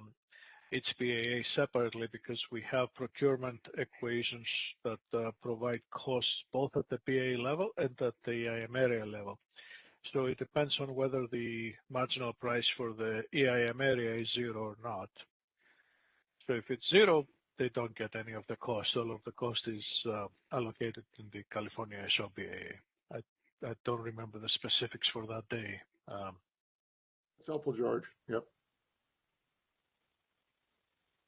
So it's kind of, in other words, if the system cost is zero, then they pay nothing. So just so I understand the lingo, EIM area means basically all the BAAs in the EIM. It's not a subgroup of the EIM footprint. Okay. Yeah, it's all of them. So I've been trying to think about, on this last bullet, the principles of kind of marginal cost pricing here, where, you know, we like LMPs to be the price all customer space because it is, you know, literally the marginal cost of serving one more kilowatt hour of demand, at least if we think all this is correctly calculated. And I'm trying to get my head around what the kind of change in the cost of providing RIU is if you have, say, demand reduce itself by a certain amount. So in other words, if they face, say, a higher price because they're paying the marginal IRU cost, my sense is you know, IRU costs are more about the fluctuation and uncertainty of demand or supply than it is about the level. And so in that sense, allocating, you know, the allocation to load based on a level is sort of a convenient way of trying to just kind of do an uplift thing, but it's not a direct connection to kind of the marginal cost, in the sense that if some load that's relatively stable sees a higher price and just reduces its consumption to a lower but still stable level, it doesn't really, you know, do much for changing the amount of IRU needed.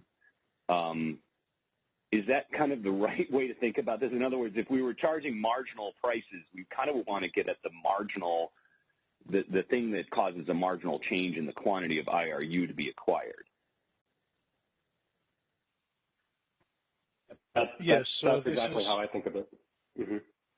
This is a good line of thinking. However, there are very interesting consequences here, because it's not as simple to calculate the demand for these capacity products, right? So for energy, it's easy, right? We have an energy schedule for the load. So the load pays the marginal price for that. But when we're talking about a capacity product, let's take the imbalance reserve here. What is the demand? Yes, we calculate an imbalance reserve requirement, and then we distribute it, right, to the grid so that we have a deployment scenario and enforce congestion and enforce transmission constraints on it. So the way we distribute the imbalance reserve requirement now becomes very material to what's going to be the ultimate cost to customers, because any assumptions that go into this distribution affect the cost outcome for specific customers. So the assumptions that we have for distributing the imbalance reserve requirement, and also the for the flexible ramp, we have a demand product. We have elasticity in demand. We distribute the controls of that too in a specific way with assumptions. And the requirement is distributed not only to load, but also to variable energy resources, right? Based on historical analysis and historical factors. All of this now becomes very important. If you elevate to the level of just doing a cost allocation, obviously it becomes much simpler and less of a contentious process. If you go down to the level to do now marginal cost settlement, what you consider to be the demand at that location becomes important, and it will be subject to a lot of discussion, and perhaps it will be very difficult to reach an agreement on how you're going to distribute now the requirement to the various load nodes and VER nodes, because now it becomes directly affecting the settlement with these customers. So it's not an easy problem to tackle.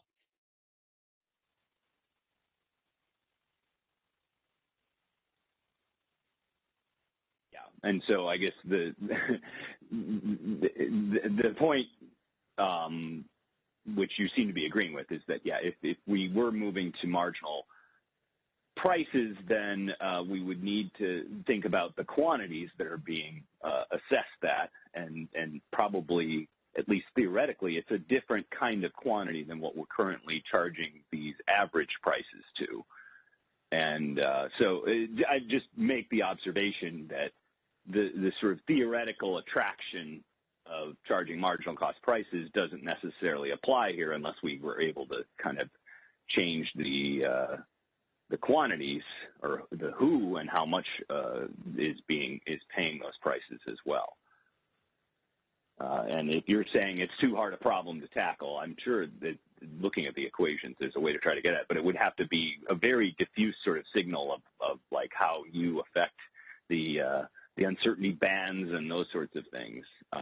So it's really hard to think about what kind of price signal this provides and how that helps reduce the need. Although I'm sure equation-wise you could probably come up with it. But it's just an observation to sort of point out that, yeah, the sort of normal reaction of, oh, we want to charge them marginal prices is not necessarily accurate here because of who we're charging those marginal prices to.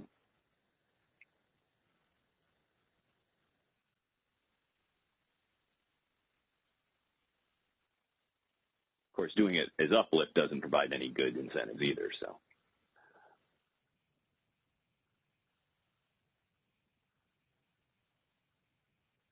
Yes, that's right. So the marginal cost settlement would require now specific quantities, whereas right now the cost allocation is really at a high level. Yes, we're using a certain way to distribute the product just to calculate, you know, the awards, how we're going to procure, make sure that they're deliverable, that they don't cause transmission constraints. But at the end, it's basically we're saying, okay, what's the cost for procuring these awards? And then you have a total cost, and then you just allocate it based on allocation determinants. It's the way that you calculate that cost using a specific distribution becomes much less important. But if you're using that distribution to calculate specific quantities to apply a marginal price, now it becomes very important, and all the assumptions that you have in that distribution, they become very important and very contestable too. So it's not an easy problem. We're probably going to make some good I had a question as far as how. Sorry, just thinking about the CRR revenue haircuts again for the shortfalls. Our current process tries to kind of link the causality of the shortfall to specific transmission interfaces and sort of dissipate that to specific CRR. So in other words, if I hold a CRR over a line that's been derated, then I pay most of the haircut. How would that principle work here, or would this just be sort of a purely socialized kind of haircut? A shortfall from this sort of difference, or is it even possible to separately calculate it like that? I believe we can still apply the same principles that we have in CRR1B, where basically if we're not collecting enough congestion revenue on a specific transmission constraint to pay the CRR contributions on that constraint, then you still have the same effect of the CRR1B allocation method, where whoever is using the constraint most has a higher, let's say, reduction on the CRR revenue based on its original contract. The same principle, basically. Well, as someone who was always a little worried about that whole approach, you know, the justification of that approach was always that, oh well, you know, if you were using that constraint a lot, and it got derated, then your energy is flowing a different way anyways. And so the hedge value of that CRR doesn't matter as much. And I'm not sure that logic applies to this particular case, which would sort of just be, oh yeah, there's just a lot of IRU flowing over this interface. And so I'm not sure if that means, a power marketing transaction that's using a specific interface is necessarily sort of reduced in the same way that a derate would reduce it. There is an effect that is similar, though, in the fact that because it's pushing out the energy of the interface, it's pushing the energy. So if you're using the CRR to hedge your energy schedule, well, guess what? If some capacity takes reserves transmission capacity on that interface, that means you have less energy flow on that, so you're probably using less of your energy schedule, so you have less need for your hedge. But face value, though, if you paid for getting the CRR ahead of time in the auction or whatever, you expect certain revenues. These revenues may be compromised if some transmission capacity is reserved for imbalance reserve flows in the deployment scenario, for which we don't collect congestion revenue because of the uplift costs. So, there are all these things that come to mind. Mm-hmm.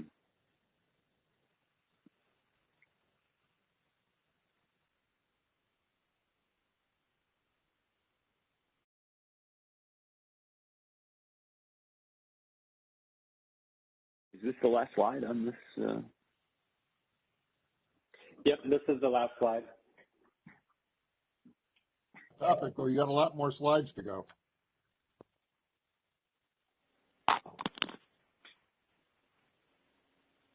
Should I move to the next slide?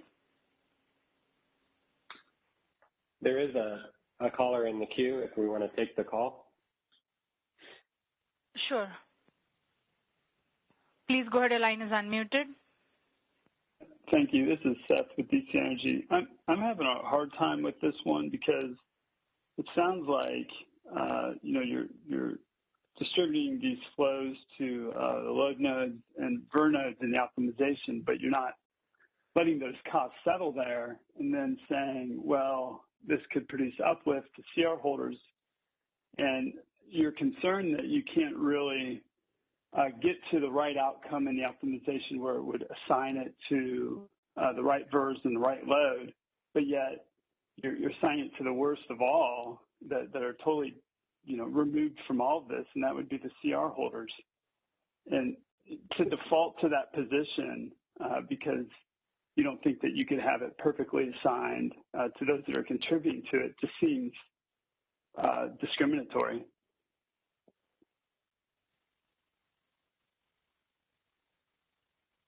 I'll let George expand, but I don't think it's an issue with the optimization not being able to assign costs. It's just that once we have costs at a specific location, how do you assign individual contributions to the need for imbalance reserves from all the entities that are located there? I don't understand what relevance that has. As I said, back on your page, previous page, you're allocating all the costs to C. And you're allocating, what's the difference between adding up the costs you paid for the imbalance reserves or charging the shadow price? And you just allocate it to the same people. There's no need to go down and allocate it differently to customers. You just calculate the amount, the price at C in terms of megawatt you bought and allocate it to that BA. Yeah, I guess the point I think is just that under both approaches, you don't really have you don't have an attractive marginal incentive effect. The price signal is not really doing what you normally would like it to do. But yeah, I don't know if that's an advantage to one pricing approach or the other, but there isn't. The normal advantage to charging marginal prices, that aspect of it isn't present in this case. Well, not to the individual customer, but to the balancing area there is. So if one balancing area doesn't have a lot of resources and there's a very high price of of these resources, it gets allocated. Do you allocate it to other balancing areas, or you do allocate it to that balancing area?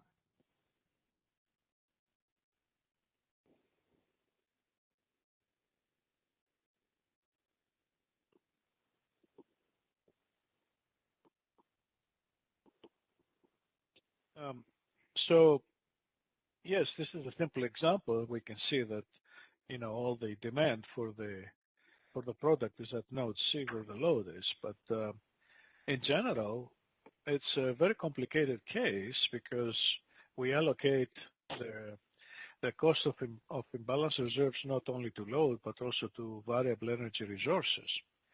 So in the distribution of the requirements, some of it is distributed to load, some of it is distributed to variable energy resources, and we're using historically derived factors to divide the requirement among these different classes of resources. So yes, you could potentially say I can calculate a quantity of the imbalance reserve requirement that is distributed to this location for this load or for this variable energy resource, and that becomes the requirement for that customer to buy the product. You don't have to charge it to that customer. You're not going to charge it to the customer in your model. In the other model, where you just where you just add up the costs, you're going to use a formula for allocating. It's just a matter of do you allocate $60 or $510? It's just the number you're allocating, and the difference is the congestion rate shortfalls in one case, but also in other cases it's moving money between balancing areas in the EDAM.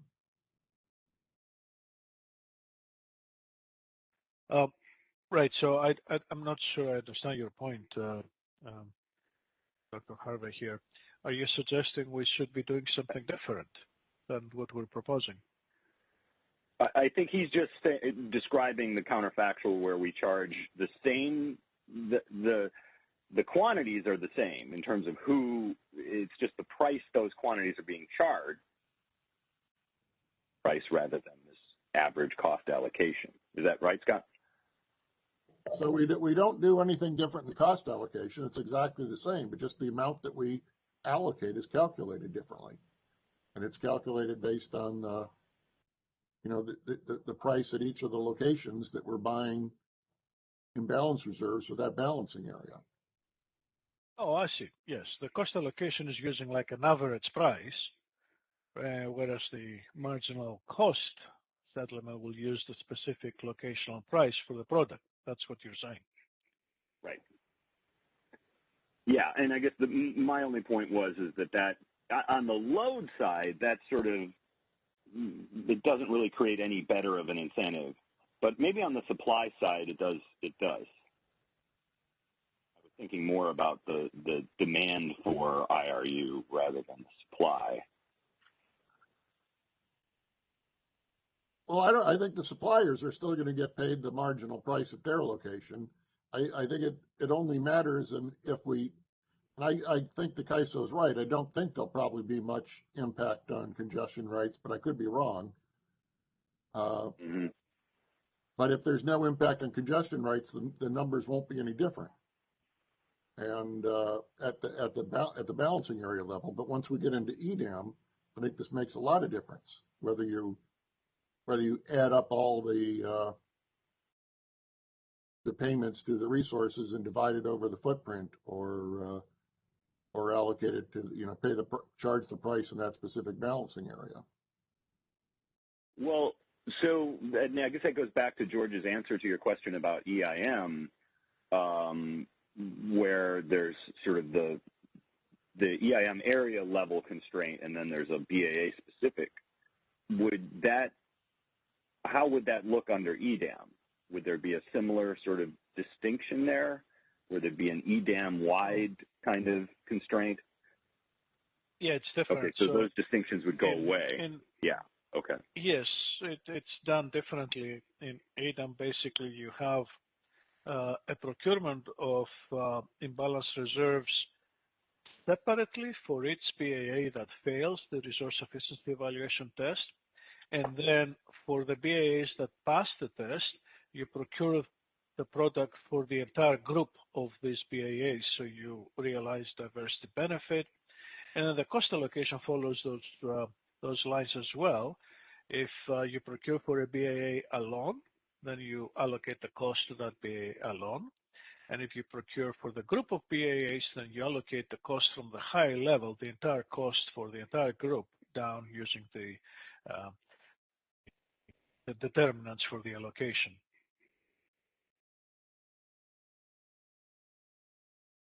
So you don't have overlap of cost allocation like what it is in EIM today. It's very separated.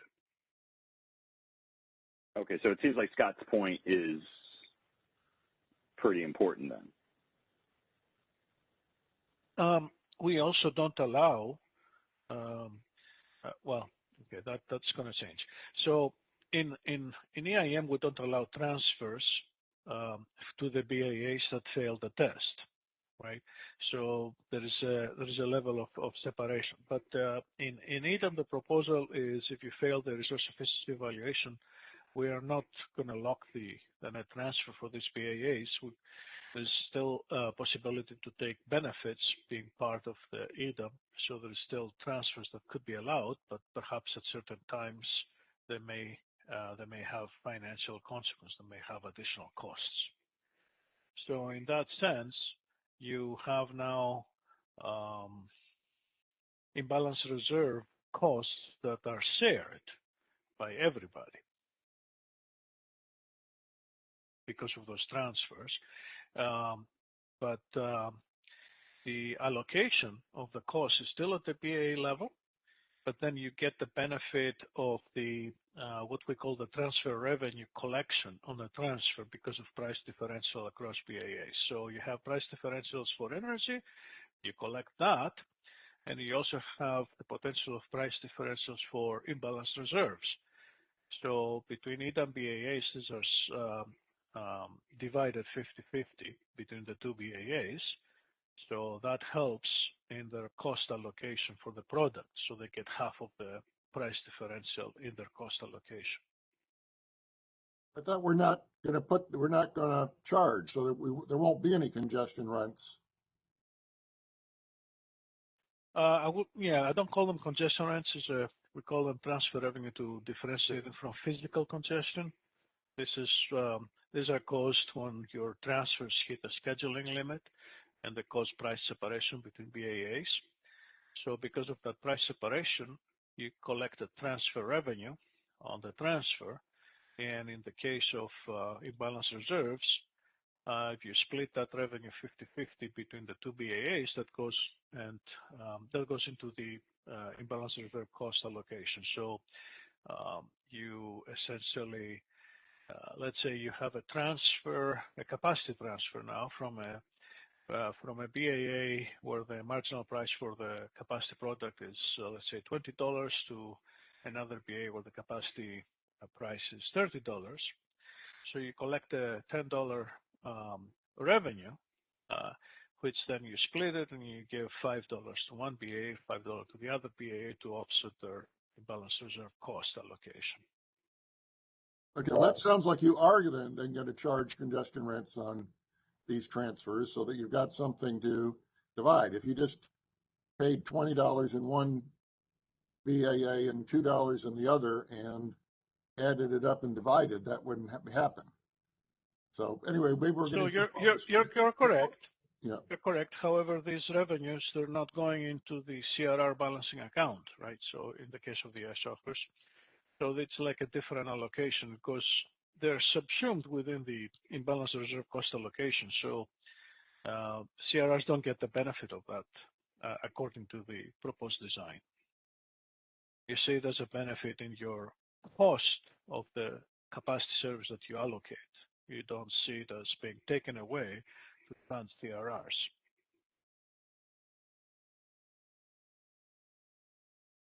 And of course, there's a complication in EDAM that CRRs is really a product for the California ISO BAA.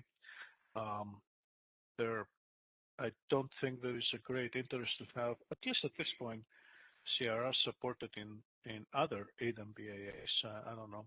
Maybe James Friedrich has some more information on that. Since it's 11:20, I would like to suggest that we go on to the energy issue starting in slide 13. Okay. Okay, so we're transitioning topics here.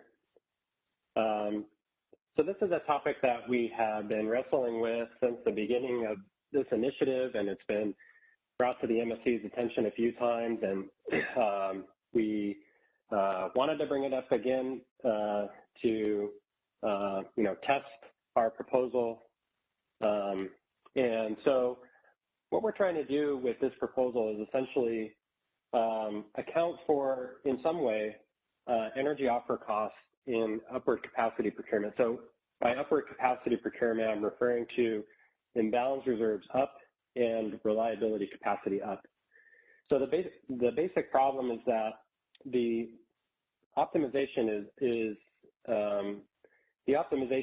evaluating costs for imbalance reserves and reliability capacity based on bids for the capacity bids for the individual products, and doesn't necessarily have the ability to distinguish when it's awarding, let's say, imbalance reserves up. If you have two resources with identical imbalance reserve up bids, but have very different underlying energy costs, the resource or the optimization be indifferent between awarding the two resources imbalance reserves up, when obviously, the ideal solution would be that we would want the cheapest unloaded capacity to be scheduled for imbalance reserves up, and cheapest, by cheapest, I mean cheapest energy costs. So, I mean, this concept exists today. With the introduction of imbalance reserves, the idea is that these imbalance reserves are going to be frequently used and dispatched almost in every market, probably in every market interval in one direction or another. Whereas for things like contingency reserves, those types of reserve capacity are specifically for contingency events and aren't dispatched as often. And so this issue doesn't come up as much for things like contingency reserves. And so, we are not necessarily trying to minimize through the optimization necessarily the energy costs of resources being awarded upward capacity. What we're really trying to do is come up with a mechanism such that it would be very difficult for a high energy cost resource with low imbalance reserve up or reliability capacity up bids being routinely awarded the capacity products. And then in the real-time market, when they bid for energy, their energy is rarely economic and they're hardly ever used. So next slide, please.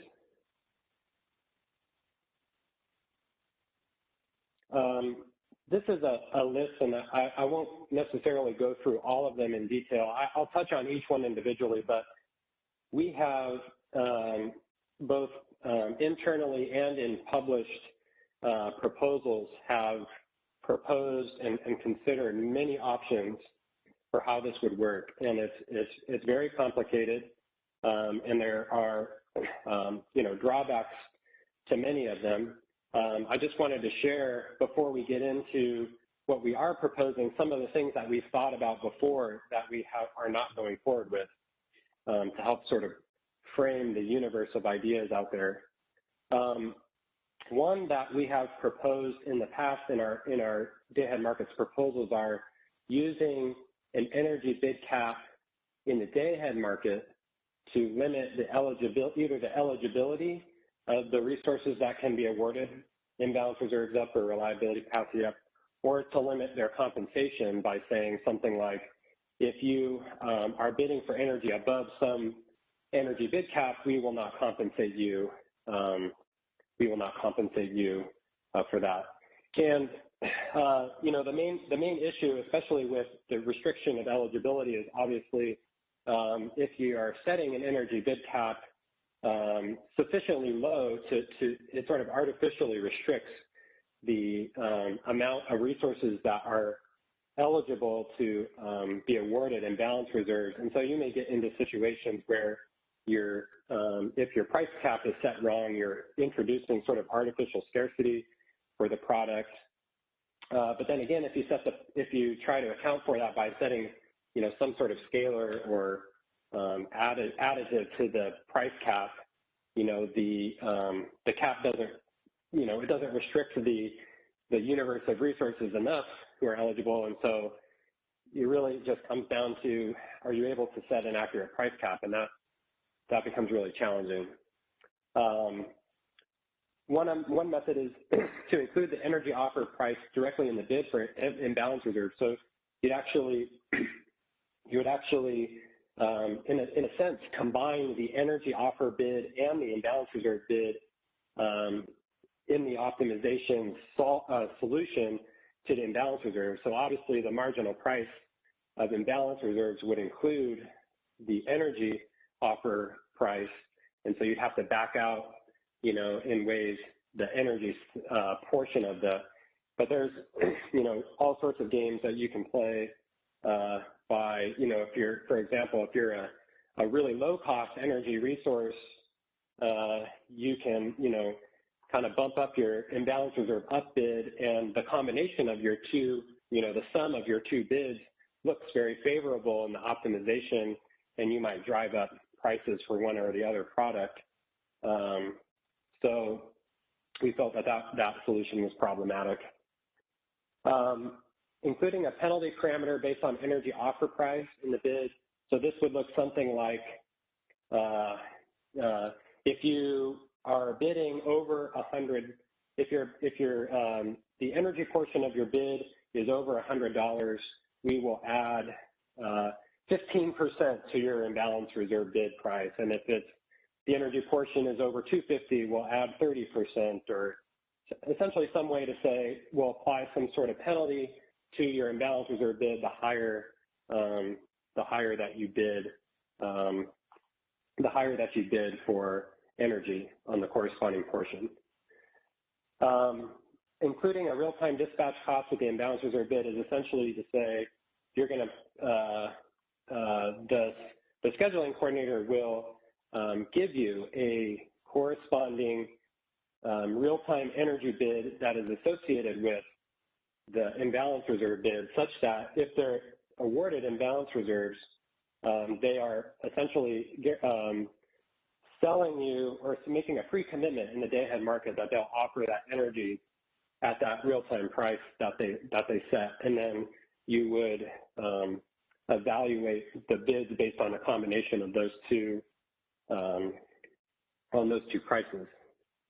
The last two, a tiered imbalance reserve product with varying real-time bid caps. So, we thought maybe we could, have different tiers of imbalance reserves where, say for example, there's 3 tiers where one tier you'd have a real-time bid cap of $50, and one tier you'd have a real-time bid cap of $300, and one tier of $1,000. You'd have sort of multiple flavors of an imbalance reserve product that, you can bid for depending on your costs. You might have varying bids for each of the types, but obviously the complexity of introducing multiple types of imbalance reserves is tricky. And then the last option is sort of a call option approach where, you set a real-time price, sort of a real-time strike price that, resources are basing their imbalance reserve bids off their exposure to, a real-time strike price where if the imbalance reserves get dispatched, you are, sort of guaranteeing the real-time energy offer comes in at the strike price. And we had issues with that as well. So all this to say, there are a lot of different ways to skin this cat, and not any of them have reached us into something where you have a combination of something that's, relatively simple, the incentives are correct, it should be, a principle should be that it should be straightforward for a resource to anticipate what its exposure to cost would be.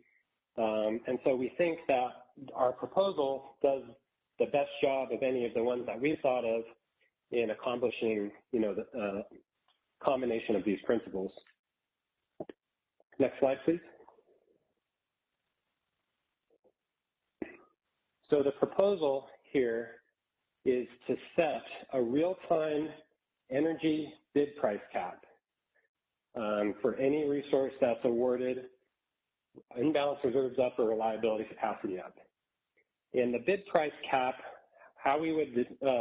what we would propose to set that bid price cap is to think of it this way. If all of the imbalance reserve up capacity and reliability up capacity were deployed, were needed in the real-time market, what would we anticipate the price to be in the case where we needed all of those resources? So that's kind of how we think about how we would set this real-time energy price. And for brevity, I'm going to refer to this as a P97.5 price. So the P97.5 price is the real-time energy bid cap. The way that we think the incentives will work essentially is that if you're a resource with energy costs that are above the cap, you would have to incorporate your exposure to that risk of needing to bid into the real-time market for energy below cost, and you have to incorporate that into your capacity bid in the day-ahead market.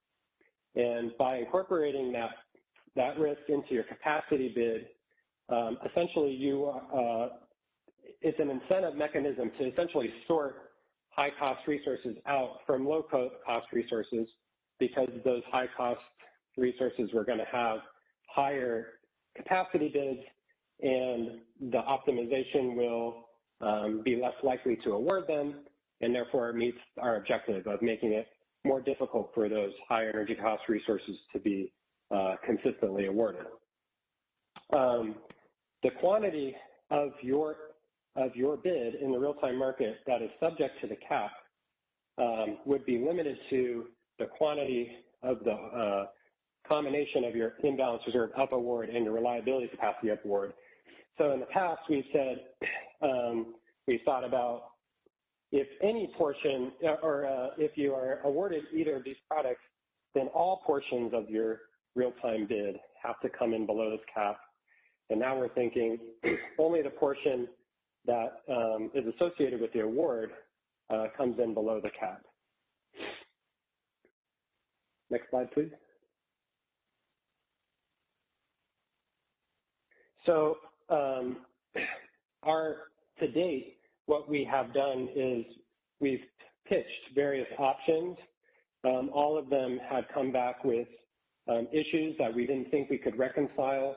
In this latest proposal, we've said, actually in a stakeholder workshop before we published the proposal, we sort of tested this idea and felt like, there may not have been, I think stakeholders need to think about this a little more, but there was at least some general support of going forward with this option.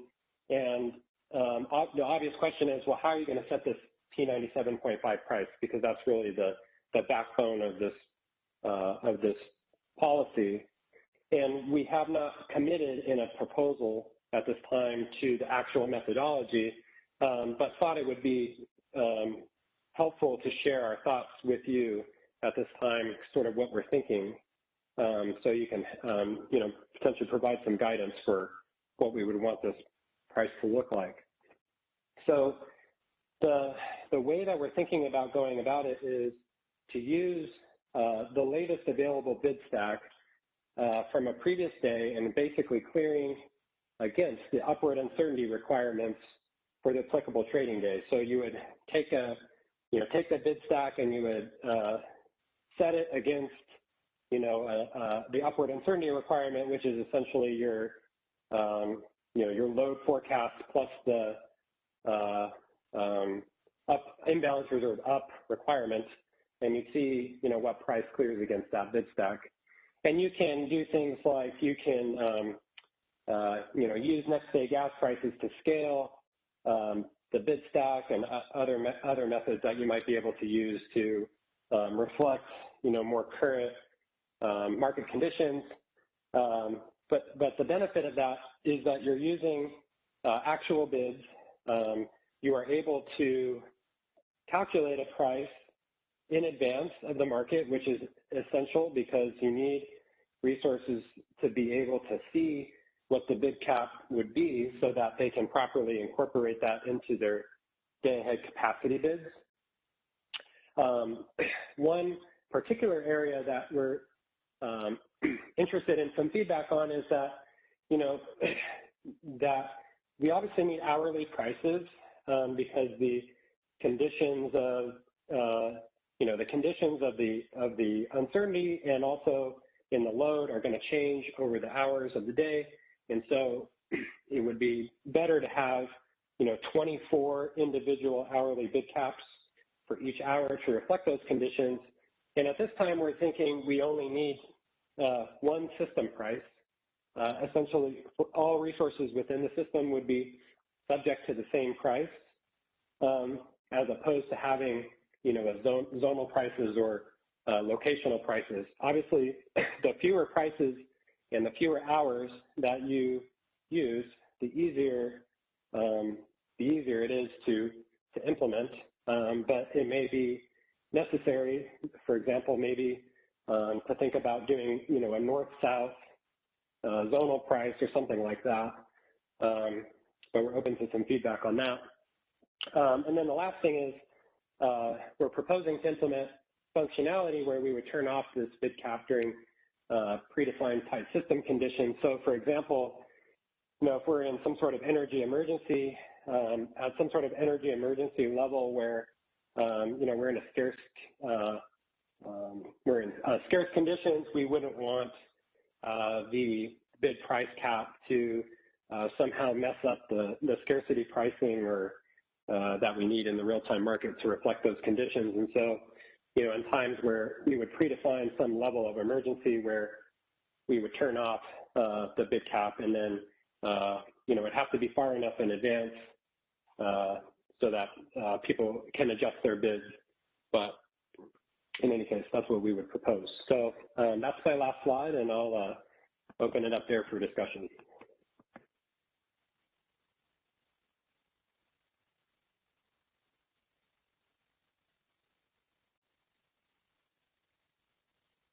James, based on, I don't know if there are any simulations or experience, do you have any sense of how much headroom there is in the P97.5, sort of typically, or are there plans to do some simulations under, normal market conditions and tight market conditions and so forth? I think doing some simulations would be a good idea. I think that almost all of the time there's going to be upward headroom. I think that under tight system conditions in the day-ahead market, there's probably going to be the case where it could actually happen where the P97.5 price level is actually above or at the bid cap, and so actually in those conditions would have no effect. In conditions where you're expecting potentially a combination of all the products procured in the day-ahead market to exceed, say like available RA supply or RA supply plus a reasonable amount of expected imports or something like that. But I think in most cases you would expect to see the price cap set to some level below the bid cap such there would actually be under normal conditions, a binding amount or a binding price.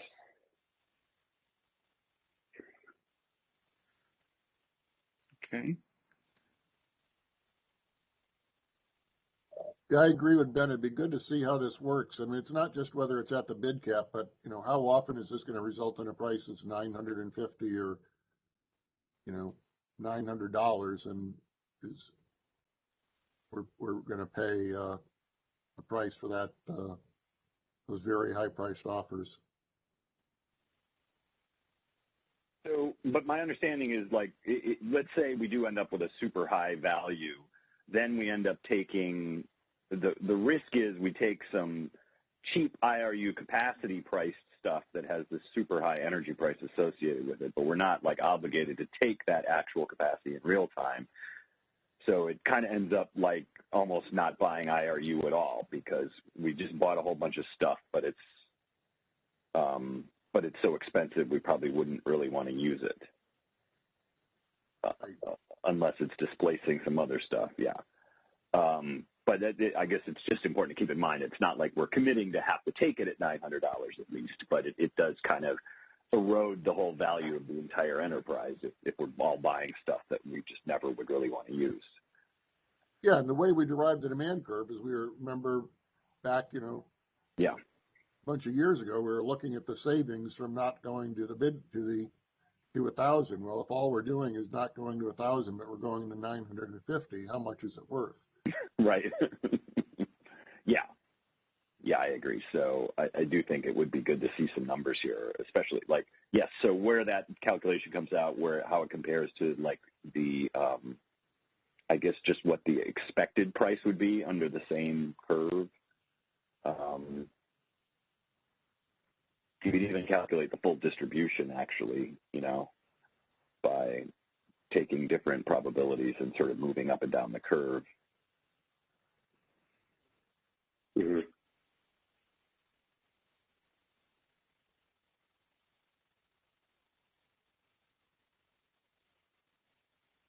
Yeah, I mean, the pure way of. Mm-hmm.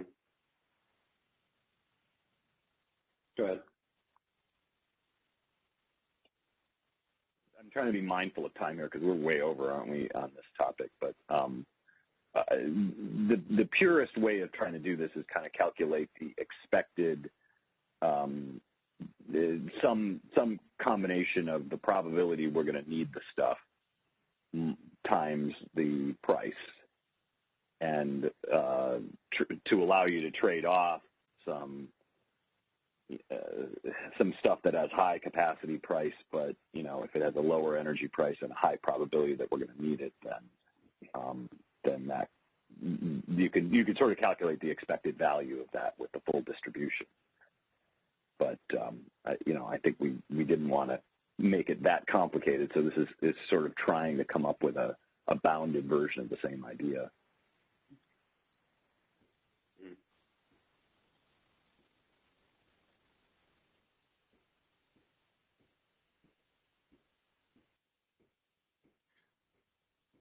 Would it be interesting?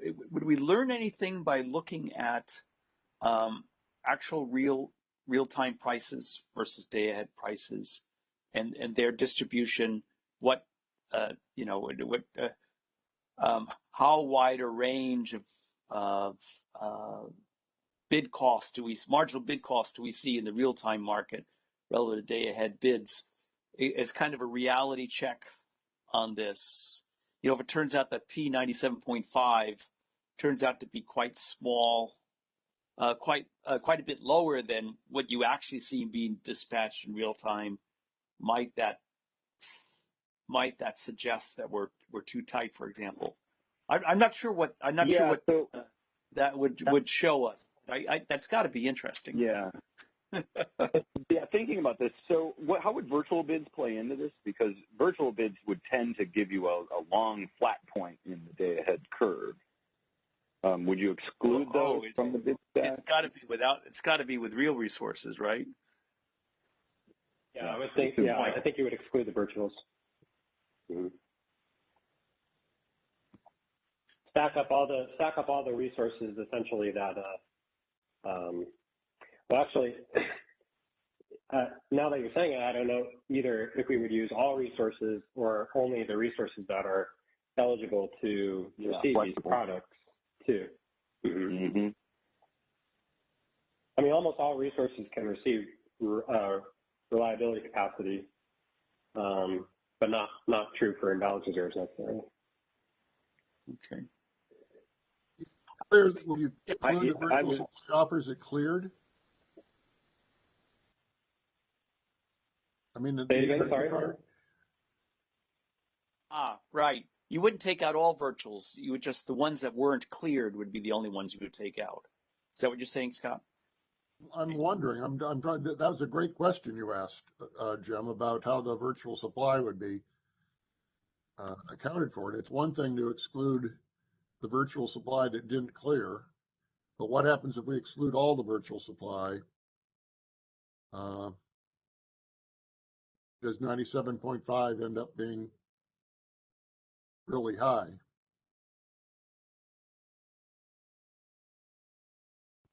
Mm-hmm.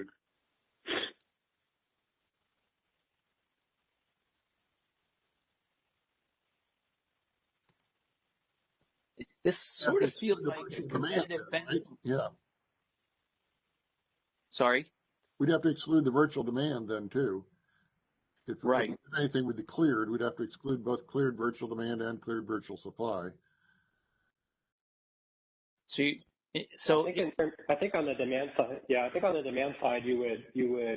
it would be clearing against the load forecast in the day-ahead market plus the upward uncertainty requirement. And so there wouldn't be like a demand side component to the, like demand bidding component to it. Just a vertical line, just a one-step value vertical line. So that's assuming that all day-ahead demand bidding is essentially virtual bidding, but that the actual physical demand is inelastic, which is not a bad approximation at the moment. We hope that's not always the case.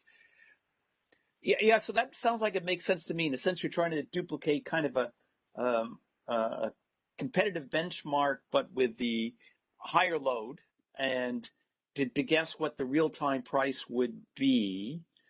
There are no doubt some assumptions there one has to make about imports and things,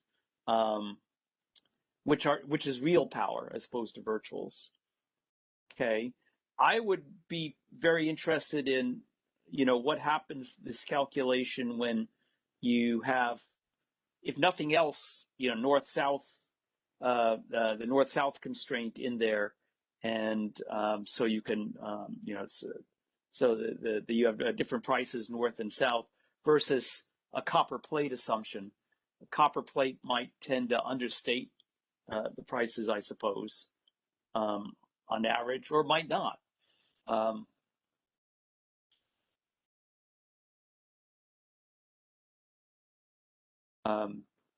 I guess historical records on the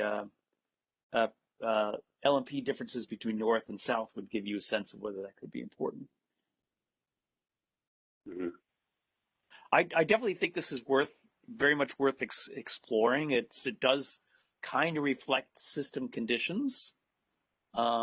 It doesn't feel quite so arbitrary. I'm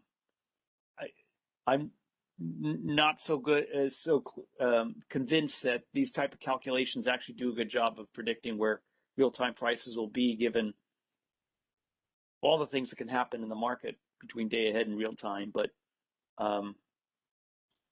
and so if it's much lower than real-time prices a good fraction of the time, I'm wondering if that might result in any distortions. But it would be interesting to look at the data and look at some simulations. Mm-hmm. My only other thought would be what it would look like if you looked at the real-time bid stack for, on day T, if you're doing the calculation for IRU for day T plus 1, but you looked at the real-time bid stack on day T. That's good. I like that. That would reflect more up-to-date gas conditions, and I'm just not, I've never really stared at this, so I'm not sure how comparable that would be. In a sense, it may be more representative of kind of what you're interested in. Yes, if the previous day was a little different, some resources might not have gotten cleared in the day-ahead market, so they wouldn't be online because you didn't need them.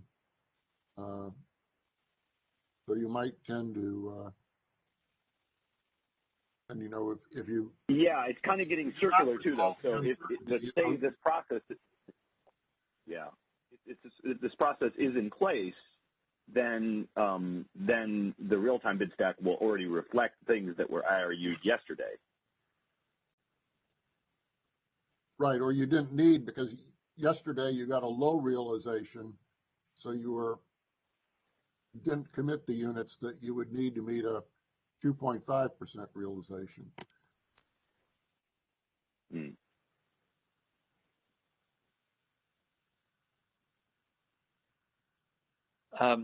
Let me ask if there are any callers on the line, and see if we have any questions here. This is, I believe, the last slide, right?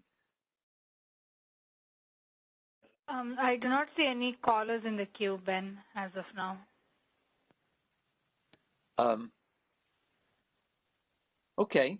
All right. Well, suffice to say, I'm intrigued. This seems a bit better than the some more arbitrary feeling other proposals. I think Jim phrased it well, that ideally we'd do some sort of stochastic program and get a estimated distribution of real-time prices from that, but getting probabilities and the scenarios of outcomes is just not at all a practical thing. So this is a substitute, and this might not be this is probably better than just having the bid cap, overall bid cap. That's for sure. Jim, Scott, any other last comments before we go on to the next agenda item?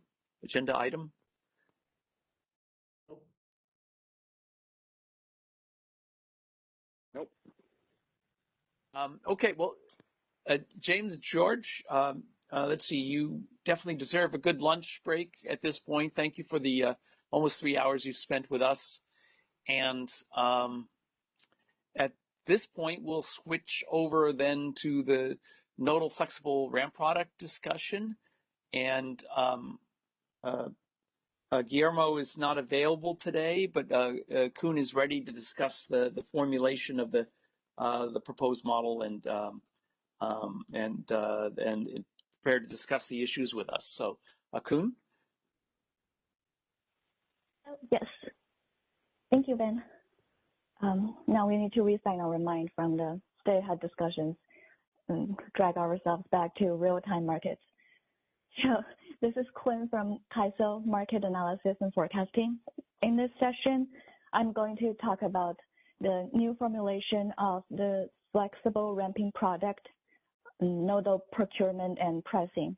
So this project is in the pipeline to go live this fall 2022. Next slide, please.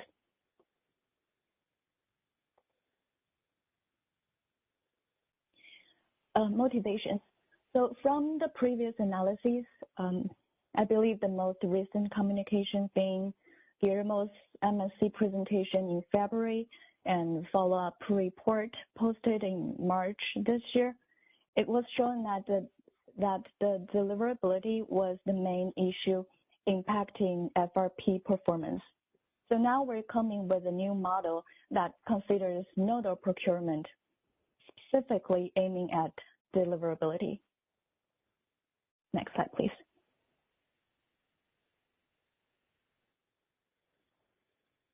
Here is the overview. List of major changes in the FRP enhancements. The first item, we have a new methodology in FRP requirement calculation. The calculation is changing from a histogram approach to a second-order quantile regression approach that incorporates weather components. To stay focused in the model formulation side of things, we're not going to dig into the details of this component today. So for today's discussion, we just need to know that on a high level, FRP requirement will be calculated as a function of demand, solar, and wind forecast. In the second item, we have a new structure for FRP requirement constraints.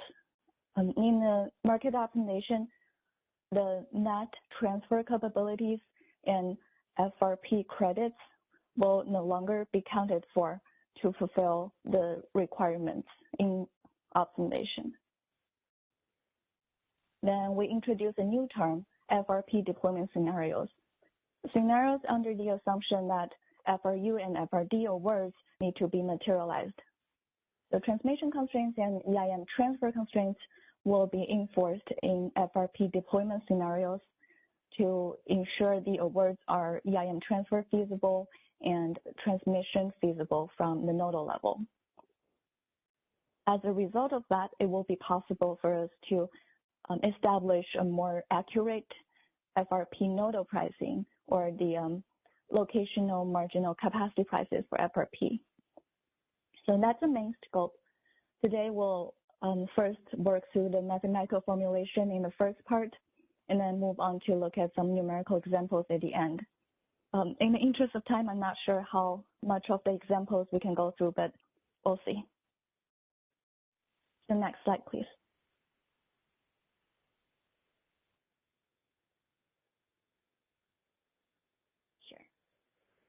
For this next few slides, we'll be looking at the existing formulation versus the new formulation to better understand what the changes are.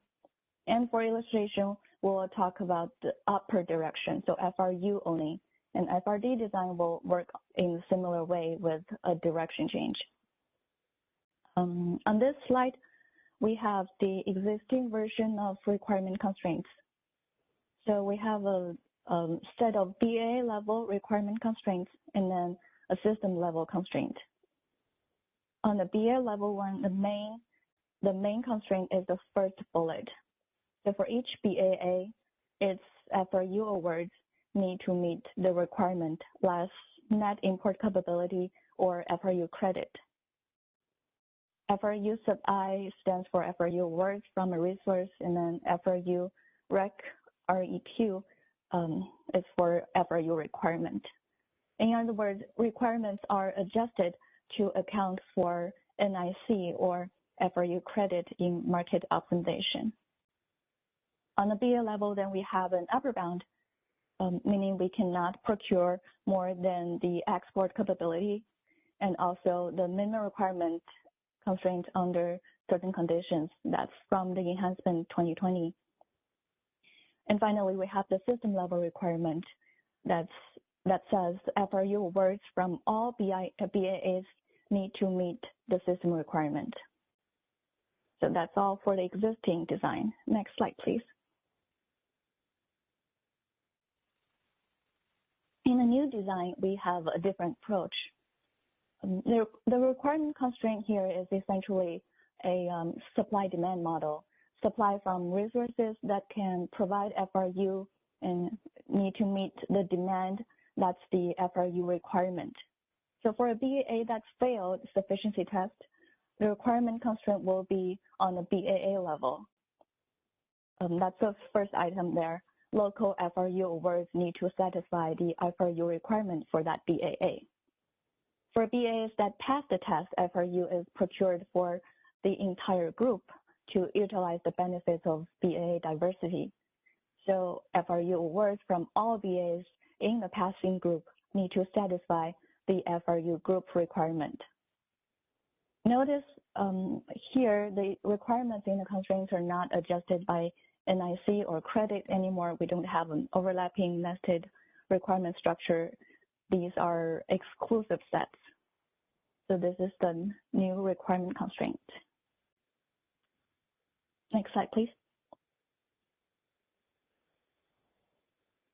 If you looked at the requirement constraint closely, there's a term other than what I said, FRU sub I, FRU awards, and FRU requirement.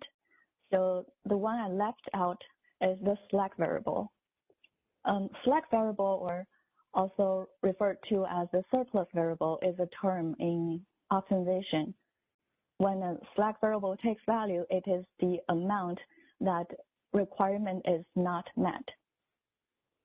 So it is expected to take value and relax the requirements when the cost of procuring FRU is higher than the benefit it provides, or when there's simply not enough capacity to meet requirements. Here in the existing design, there is a binary that controls the slack variables for the BAs. The slack variable is inactive or not expected to take value when a BAA is able to meet its requirement with its local capacity, or is active otherwise. So when the slack variable is active, there's also an upper bound as the formula shown here, so that the variable is limited to not take higher values than meeting its local requirement. Next slide, please. Then in the new design, we don't have a binary control anymore. We just assume that the BA slack variable need to be non-negative, so the requirement may be cut down to relax under a cost. And the cost associated with the slack variable, or the cost to relax requirement, is represented by a calculated demand curve for each BAA. Remember, FRU itself does not have a bidding price, and we say it is priced at the opportunity cost reflected by this demand curve. From a supply and demand model perspective, the demand curve represents the demand elasticity. Also, for the passing group, the slack variable in each BAA is limited by the distributed FRU requirement in that BAA.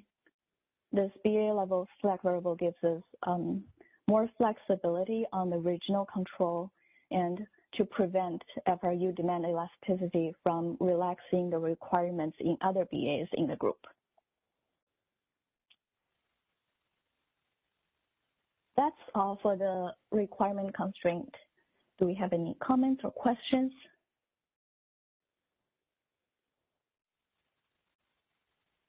Just go back a couple slides. Oh, sorry, go ahead, Scott. Well, go ahead, Jim. Okay, so these are the proposed, not the existing, right? And so I guess I got a little confused about you're summing up the FRU S slack sub J's here, and yet each FRU slack sub J is a function of every BA's FRU in J. And I'm just trying to understand how those interact, because like on the next slide, you're saying FRU, the slack for every FRU J is going to, be reduced by the amount of FRU of every I in J.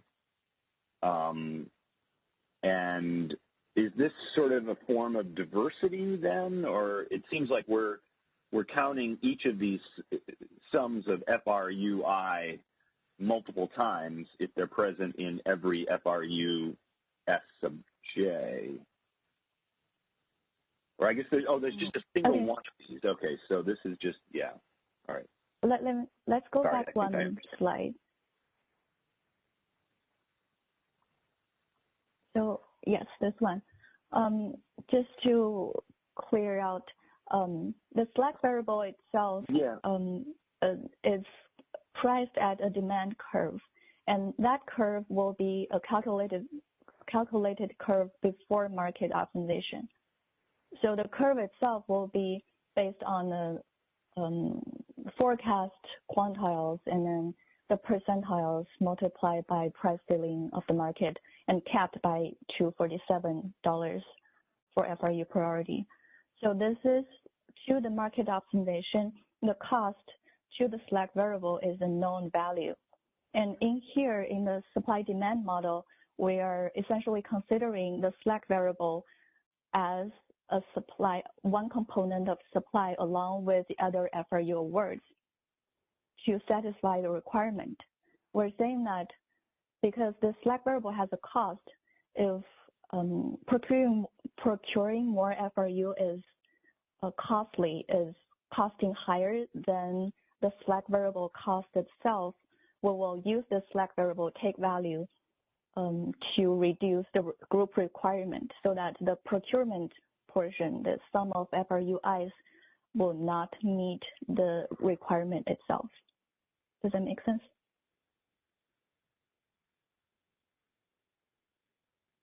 Yeah, although I guess let me just clarify what I is indexing and what J. So J's are BAAs. Yes, J is a BAA. And a group is a collection of BAAs. Yes. Yeah, so there are multiple BAAs in a group. And we're looking at every FRUI. Okay, so they're not double counting because this is, yeah. I think I understand now. Okay, thank you.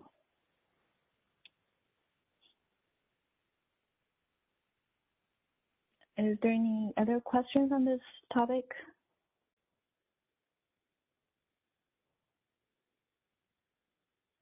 Page 7, I have one question. Sorry, go ahead.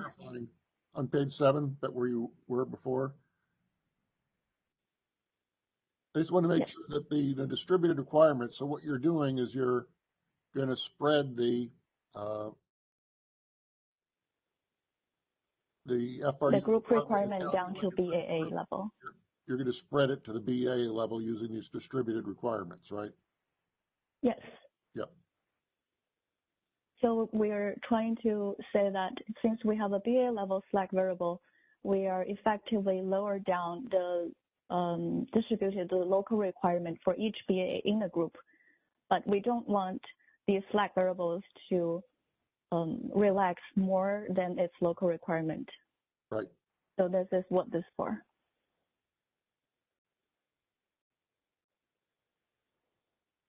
Okay, so we can move on.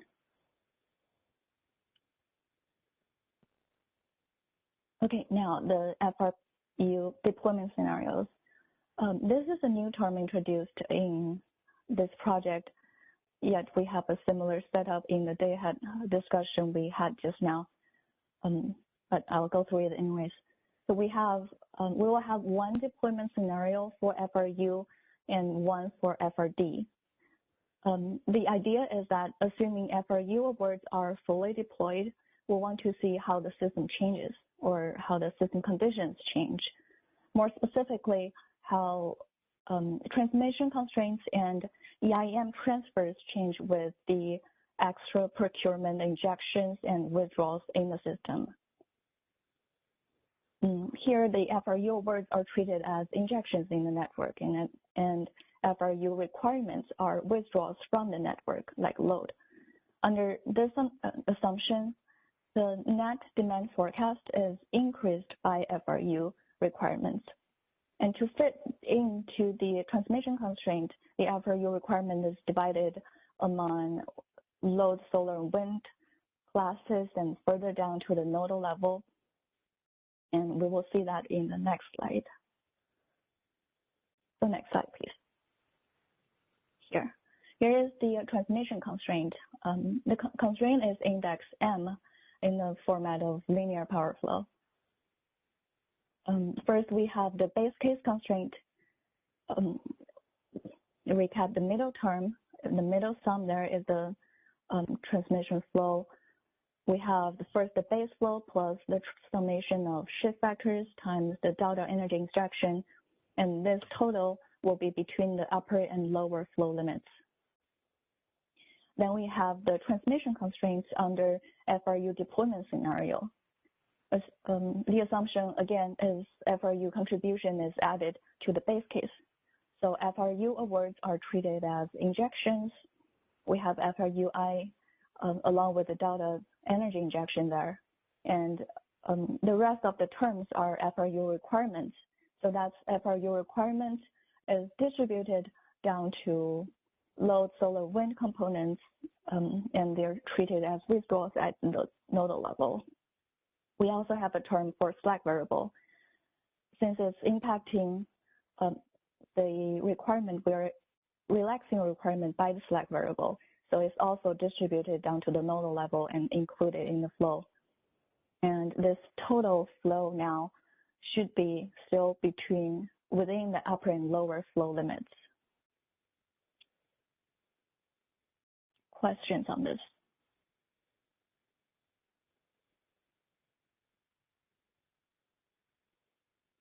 No? Okay, next slide.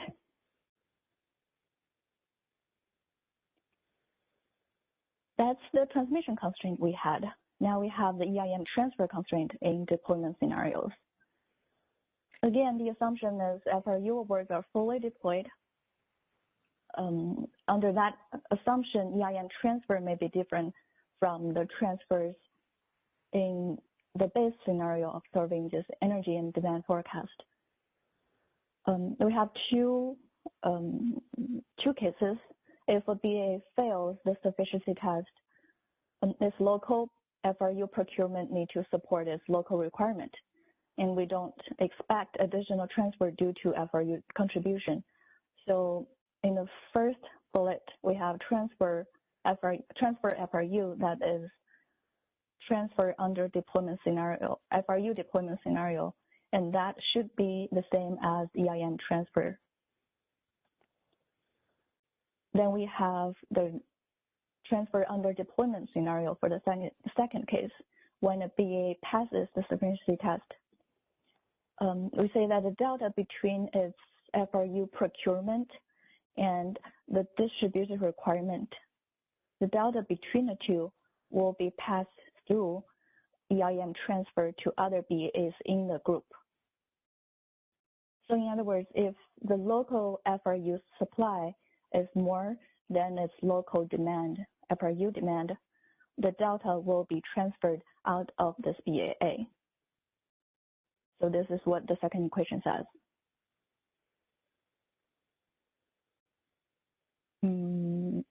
Yeah, and also one added point, the transfers variables will be further distributed down to the ETSR level on the binary bilateral BA flows. Any questions on this one?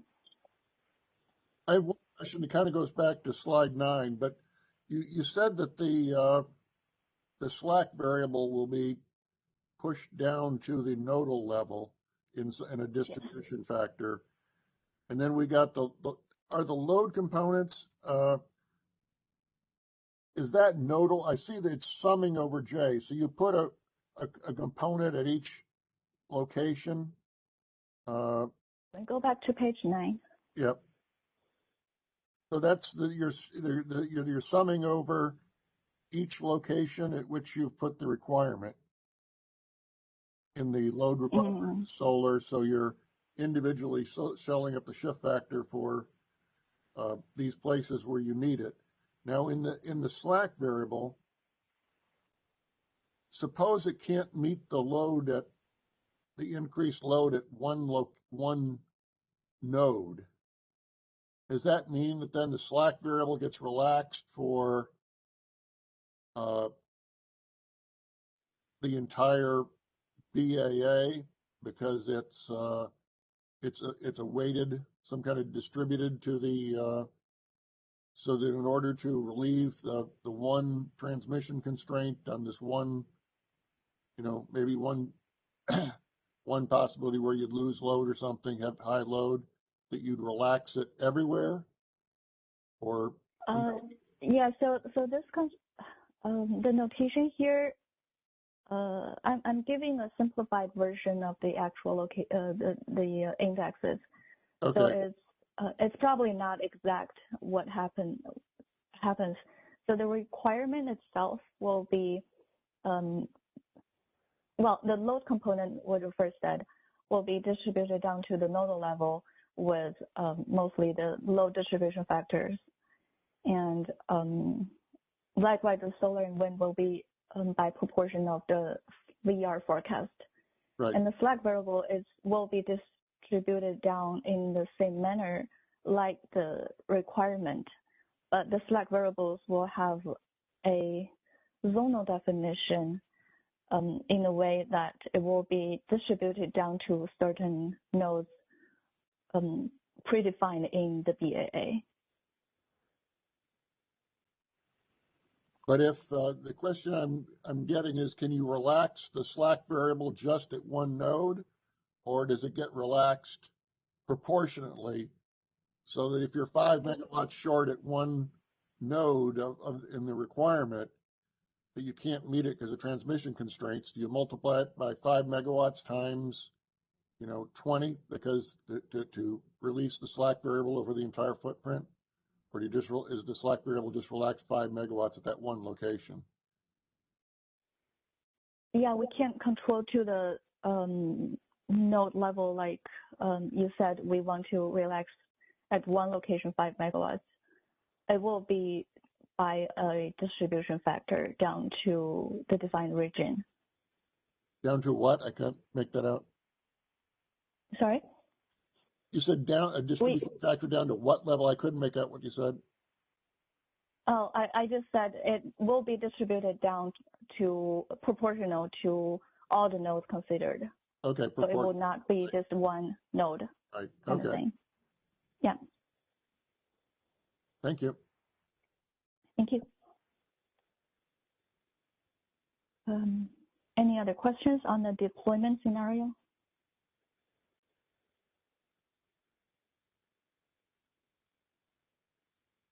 If not, let's move on to page 11, I believe. So finally, pricing. Because in the deployment scenarios, we have nodal injections and withdrawals in the transmission constraints. We are able to establish the locational marginal prices. Let's say that the nodal FRU price is the cost of procuring one additional megawatt of FRU at the location. So it will consider the supply-demand requirement constraint and also any congestions from the deployment scenarios we just talked about. Again, we have two cases. If a pricing location is in a BAA that fails the sufficiency test, the price component will come from shadow price of the FRU requirement constraint for that BAA because it's by itself, and then congestion contributions from all binding transmission constraints in FRU deployment scenarios. Remember, EIM transfer will be referred back to the energy with no addition from the FRU component. Then we have the second case, pricing location in a BAA that passes the sufficiency test. The component will have shadow price of FRU requirement constraint from the passing group, and then congestion contributions from binding transmission constraints in FRU deployment scenarios, and net EIM transfer constraint in FRU deployment scenarios.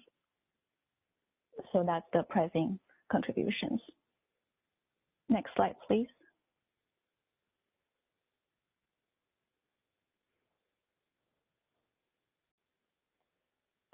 So to recap, we have a new structured requirement constraint. We have a BA level constraint for a BA that fails the sufficiency test. We have a group level constraint for all BAs that pass the sufficiency test. We do not have a two-level necessary requirement or overlapping requirement constraint anymore, and we no longer have an NIC, NEC, or credit accounted in market optimization. And we also consider FRP deployment scenarios to ensure that it's transmission feasible and EIM transfer feasible. That is all on the theoretical part. Do we have any questions on any of the topics we have talked about so far?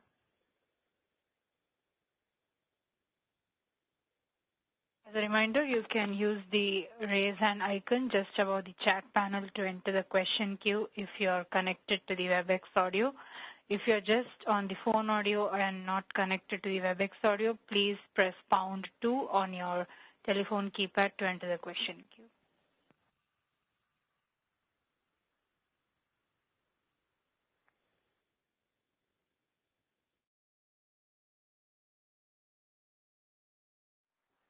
I do not see any callers in the queue as of now. Okay, thank you.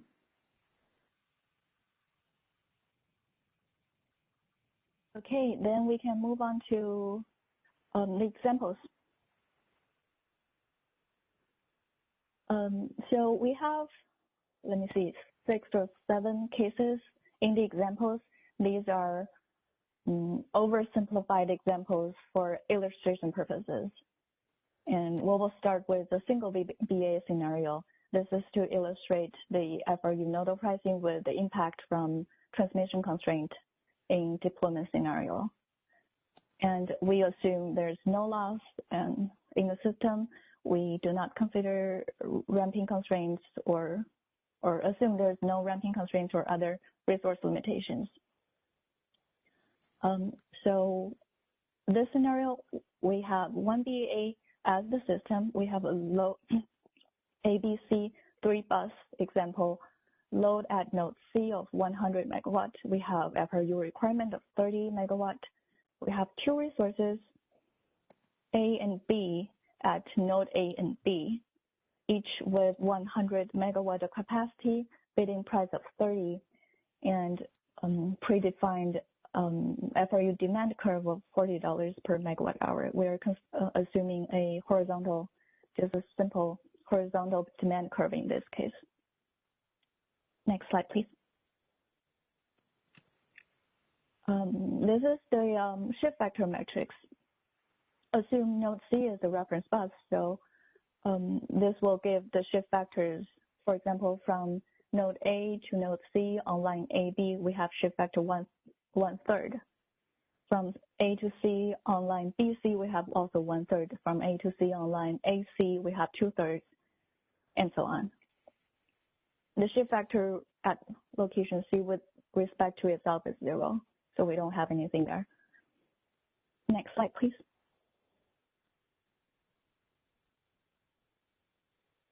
In this case, these will be the constraints we consider.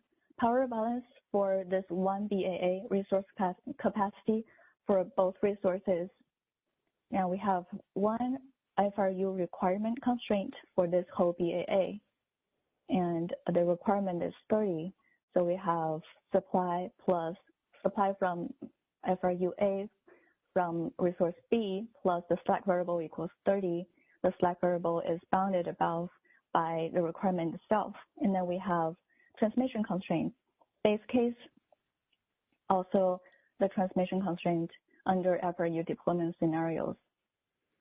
In this case, since the reference bus is at node C itself, we only have the FRU injection along with energy injection. So that's the term we have there. The sum is in between upper and flow limits. Next slide, please.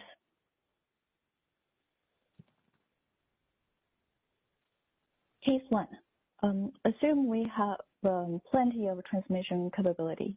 Assume the flow limit on 3 lines, AB, BC, and AC are all 100 megawatt in both directions. We don't expect any congestion in this case. So the optimal solution will be resource A provide the full energy 100 megawatt. Resource B provide the full FRU 30 megawatt. And that's all. The FRU requirement shuttle price will be 0 because we have plenty of headroom in both capacity and flow, and we don't have any binding transmission constraints. As a result, we have 0 FRU nodal prices at all locations. Next slide, please. Comparing with case 2, so we have the same setup. I reduce the flow limit on line AC to 50 megawatt to create a congestion. Then the optimal solution switches. Now we have resource B providing 100 megawatt of energy to serve the load. We have our resource A providing 25 megawatt to serve FRU requirement, but that is not enough to meet the FRU requirement of the area that's 30.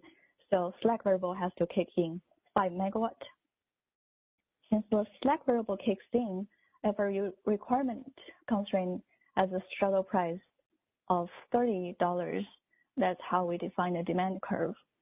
And we have a binding transmission constraints on line AC in FRU deployment scenarios. So finally, the FRU nodal prices will show up like at node A, we have the first term $40, that's requirement shadow price. The second term is from the line AC congestion equals $0 FRU at node A. At node B, we have the same logic. Requirement shadow price of $40 plus the second term AC line congestion equals $20 at node B, and then node C will take the system supply demand shadow price. That's the $40 FRU requirement constraint shadow price. So comparing from case 1 and case 2, this illustrates when there is a transmission congestion under FRU deployment scenarios, where we could see different FRU nodal prices at different locations within the same BAA. Oh, I should have mentioned on the graph itself, the blue numbers on top of the line, so like 41.67 megawatt represents the base case transmission flow, and then the green character is 50 megawatt. That is the binding one. That is FRU deployment scenario flow. So in this case, line AC is binding under FRU deployment scenario. Questions on the first two cases? Yeah. So in this example, it seems like the demand elasticity is the critical element here, because you're just basically sending less, and with a penalty of about $40 a megawatt hour. Yes. Can you talk a little bit more about how I had trouble understanding what this was? Is this just kind of an assumption that helps to illustrate this, or do we think $40 would be a representative penalty here, or is there some actual demand? It's not literal demand elasticity, I assume. It's some kind of... No, it's not. This is just for illustration purposes. Mm-hmm. Okay, and so we would really expect this number to be much higher, then, basically. It depends. So it will be a calculated curve from some forecasts and historical data. So we can't really tell at what condition. Well, just on top of my mind, I can't tell under what condition what price is feasible, but it will be a curve that's capped by $247. Okay, so a lot depends on this. Sorry, go ahead, Scott.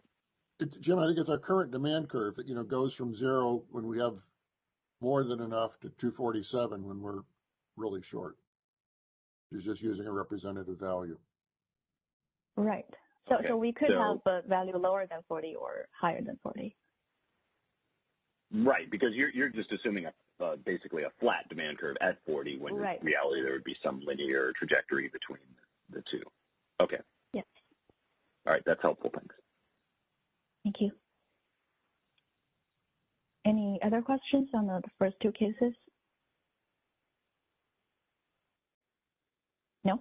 Okay, let's move on to the next one. Next page. Yes, thank you. Scenario 2. So the first two illustrated a transmission constraint. Now, from now on, I'm assuming there's no transmission congestion. Again, no loss or ramping constraints on the resource level. So in this scenario, I'm assuming 2 BAA in the system. First, they both failed sufficiency test. So the sufficiency test result is a assumption here. I can't go into the details of the test for these examples. This is the conditions we're looking at. We have 2 BAs. Each one has a load of 100 megawatt. Each one has a resource 1, 200 megawatt of capacity, bidding $20. Demand elasticity at BA1 is $40 flat again. For BA2, we have load 100 megawatt, resource 2, 110 megawatt of capacity, bidding price at $30, and demand elasticity of $50 flat. So this is also the demand curve we talked about. And I assume net-based transfer as 0. That will come later. Next slide, please. In this case, since 2 BAs both failed the sufficiency test, these are the constraints we'll consider. We have power balance for each BA, resource capacity for each resource, and then we enforce a requirement constraint for each BAA. Here I have additional assumption, the FRU requirement is 30 megawatt for each BAA. So we can see that BA1 has a requirement constraint, BA2 has a requirement constraint. And the transfer on the deployment scenario is referred back to the regular transfer under base scenario. Oh, and I need to mention, so the net-based transfer is 0 in this case. So essentially, in my simplified example, there's no transfer in between these 2 BAs. Next slide, please. Here's the optimal solution. Each BAA needs to support its own load and needs to support its own FRU requirement. So resource 1 has energy dispatch 100 megawatt, FRU worth 30 megawatts. So it has plenty of space. Its slack variable doesn't kick in. For BA2, the resource 2 capacity is 110, so we don't have enough to start with. Its energy dispatch is 100 megawatt, FRU worth 10 megawatt. That's all. That's capped by the resource capacity, and the area slack variable needs to kick in at 20 megawatts. Then we will see that the requirement constraint for BA, the FRU requirement constraint for BA1 will have a shadow price of $0 because, again, we have plenty of capacity in here. For BA2, the requirement constraint will have a shadow price of $50. That is from the slack variable taking value, the demand curve, because it does not have enough capacity. And finally, the FRU nodal prices at node 1, it will be $0. At node 2, it will be $50. That's case 3. Any questions on this one? This is Scott Harvey. This is all reasonable. I understand this is very, very complicated. We have to make compromises, but I just want to point out something I think we ought to study a little bit and understand how it's going to play out. You know, here we got the 2, which when we analyze them separately, they each need 30 megawatts of FlexiRamp. Now that might mean that when we put them together, that the total region needed 40. And then when they fail, they each need 30. Now suppose that BAA1 was only 1 megawatt short and it failed, and then we could go to, 30 and 30 from 40 when we were only short 1 megawatt.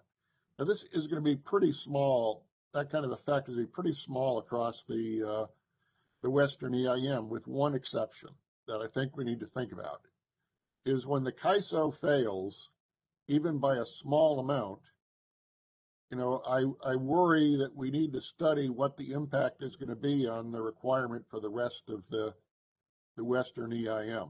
That, if the CAISO fails by 5 megawatts, will we increase the requirement for the rest of the EIM by 200 megawatts or something? And maybe that's not going to happen, but I think, you ought to run some tests with this and kind of understand how that's going to work out before we go live with it. I see. So at this point, we don't have the data for the group requirement just because it's still under implementation phase. Mm-hmm. Yes, I agree. It will be essential to look at the impact or the changes on the requirement from procuring separately to the group and see how it changes. Great. That's all I would. As long as you're studying it, that's wonderful. Great. Thanks a lot. Thank you.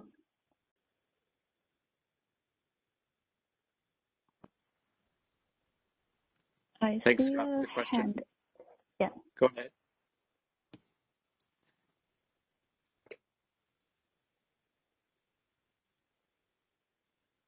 I'm sorry, go ahead. Someone has a question? Sorry, I'm not asking a question. I'm asking if anyone has a question. Not from the committee. Okay, I see a hand showing up on Danny. Do you want to talk? Yeah, this is Danny at the ISO. I just wanted to kind of follow up on Scott's point. Scott, so your point is that by isolating and creating a separate BAA failed requirement, removing that BAA from the broader footprint could actually in net increase the procurement target from the past group, right?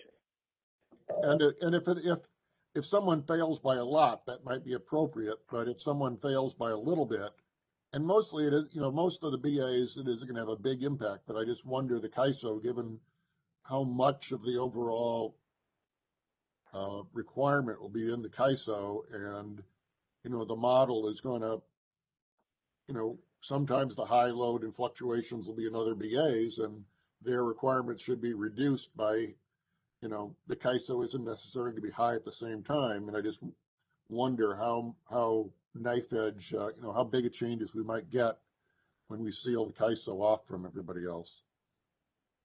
So it could be a net inefficiency for the footprint as a whole if one large BAA fails by a very small quantity. Okay. Right. I think I understand the point. I think this is something that would be interesting to look into. Thank you.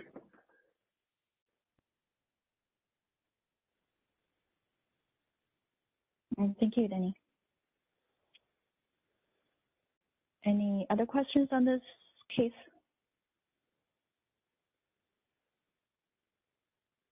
Okay, let's go to the next slide. A variation from the previous case, we still have two BA, but we assume both of them passed the sufficiency test. I'm giving the assumption that group requirement is 60 megawatt in this case. But this number is just assumption, like what Scott just mentioned. If we are procuring FRU on a group, it's expected to be a smaller number than just adding two group requirement up. These are the constraints we will enforce: power balance for each BAA, resource capacity for each resource. We have a group requirement procured on the group level, so total FRU awards plus each slack variable equals the group requirement of 60. Then we enforce the transfer deployment scenario. Here we have an additional assumption that the group requirement will be distributed down to each BAA equally. We have a 30 for each BAA distributed requirement, and the slack variable will be bounded above by 30. Next slide, please.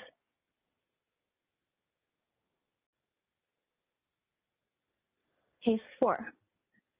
Again, we assume pass sufficiency test and additionally transfer not binding. I'm giving a high transfer limit so that we have plenty of room in EIM transfer. Now here's the optimal solution. Since resource 1 is cheaper, it will provide the whole energy for both BAAs. So energy from resource A is 200 megawatt. Then resource 2 will provide the full FRU requirement for the group. That's 60 megawatt from resource 2 FRU. In the base scenario, net transfer will be from BAA1 to BAA2, transfer out of 1 to 2 of 100 megawatt.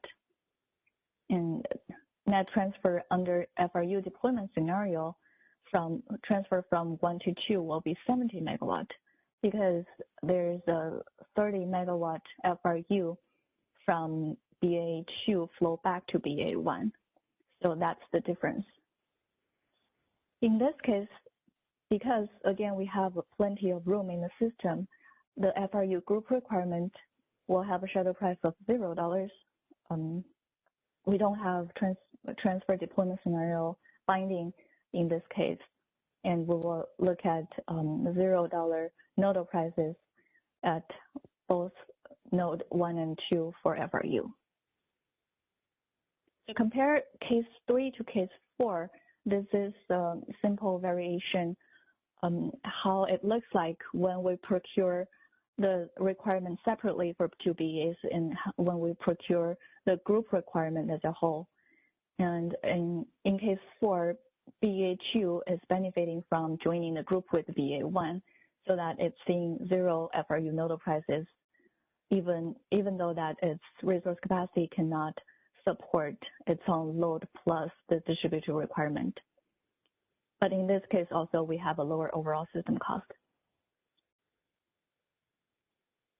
Next slide, please.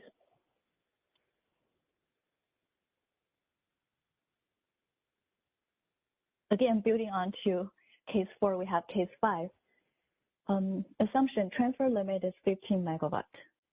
Just now, I was assuming we don't have a EIM transfer binding. Now, I want the transfer to be binding and see how the prices react. The optimal solution looks like this. Since we only have a transfer limit of 15 megawatt from either BA to the other, because we have the energy price difference, energy will go first. So energy schedule from resource 1 is 115 megawatt. And energy from resource 2 is 85 megawatt. Then there is a 15 megawatt of transfer, net transfer from 1 to 2 in the base scenario. That takes up the transfer limit of 15 megawatt. Then each area needs to support its own FRU requirement. Resource 1 has plenty of room again. Its FRU awards on the resource 1 is 30 megawatt. That fulfills its distributed requirement. FRU 2, it doesn't have enough room. So it's 25 megawatt of FRU 2, but then the slack variable needs to kick in to take the 5 megawatt off the requirement on that distributed requirement due to the transfer.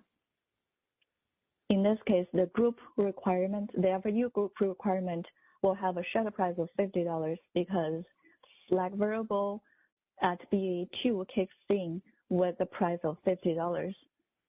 And we will have a binding transfer deployment scenario that contributes to the FRU nodal prices.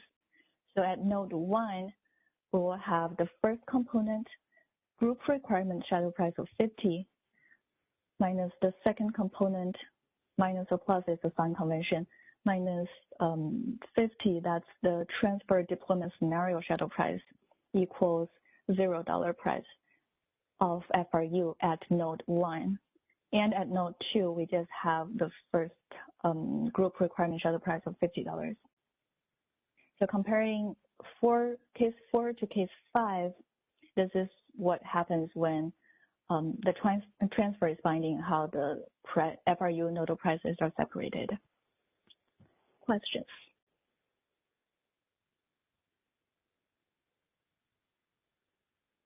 No? Okay, let's move on to the next slide. This is Scott again. I'll make another observation based on that. Sure. Again, something we have to keep in mind that when we reduce the, we estimated that they needed 60 combined to meet the threshold we wanted in terms of balancing variations. When we go slack 5 or 10 megawatts in one of the balancing areas, we're not only short in that balancing area, we don't necessarily have enough in the other. And I understand the compromise and simplification you're making in saying, okay, we're just going to let it go slack, and we're going to compare to the targets. But again, that could have some impacts. And I think of if the CAISO were in the group and the CAISO went really short, there might not be enough to meet our target in the other regions. But I don't see any way to fix that. It's just something we have to be conscious of, I guess. So I'm not sure I understood fully what you're talking about, what the issue you're talking about. But so if we assume some members in a group are really short, and first of all, we have each of the slack variables from different regions to take up to its distributed requirement. So the sum of the maxes for the slack variable will be equal to the group requirement.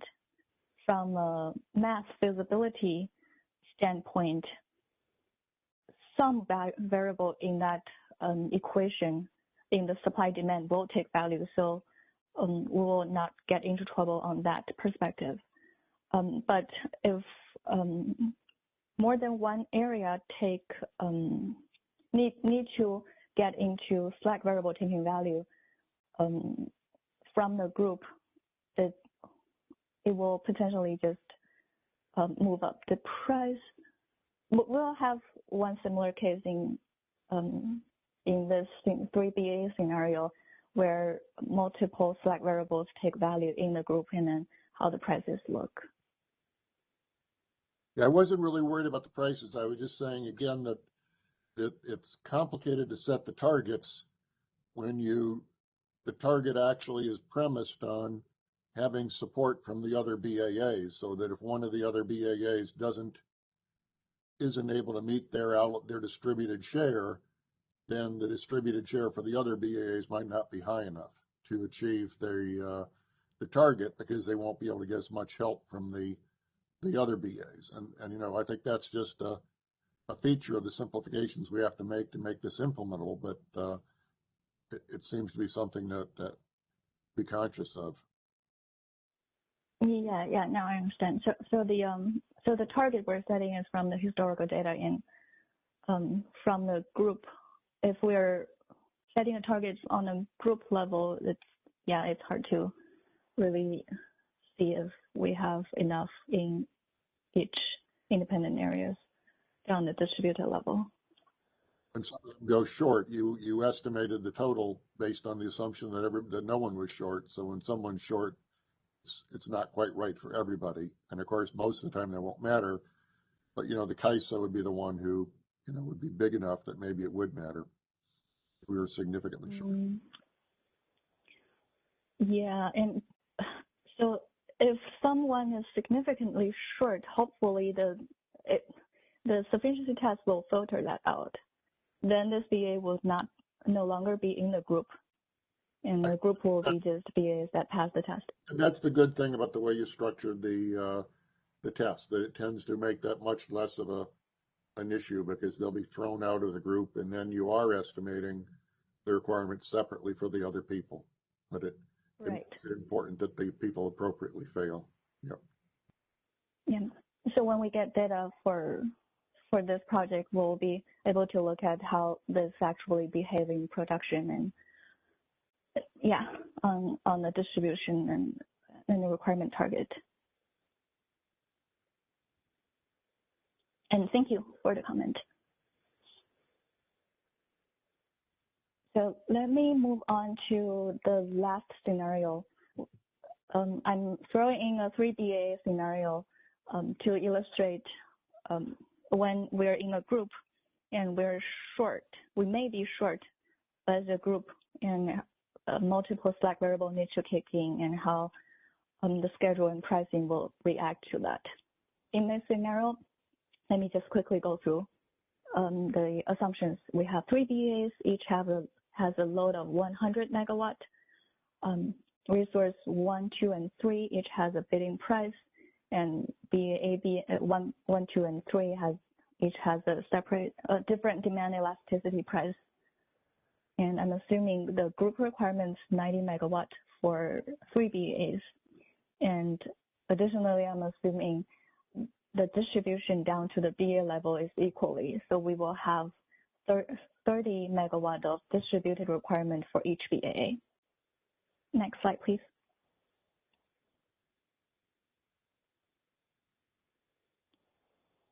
Here, so first we assume that, I think I forgot to mention, they all pass the sufficiency test. So that's the prerequisite that they will be in one group. then the constraints we'll enforce in the system are power balance for each BAA. We have resource capacity for each resource. We have a group requirement constraint, FRU procurement from all resources in the group plus the slack variable from all BAs equals to the group requirement of 90 megawatts. And each slack variable is bounded about by the distributed requirement 30. Then we will enforce the transfer deployment scenarios for each BAA. Next slide, please.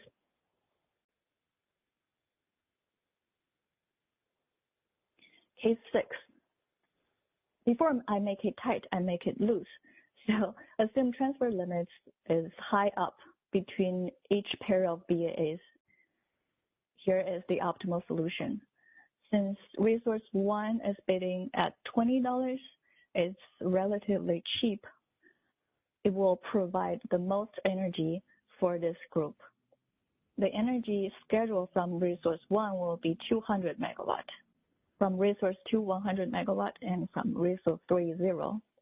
So essentially, we're expecting energy transfer from BA1 to BA3 of 100 megawatt. So that's energy side.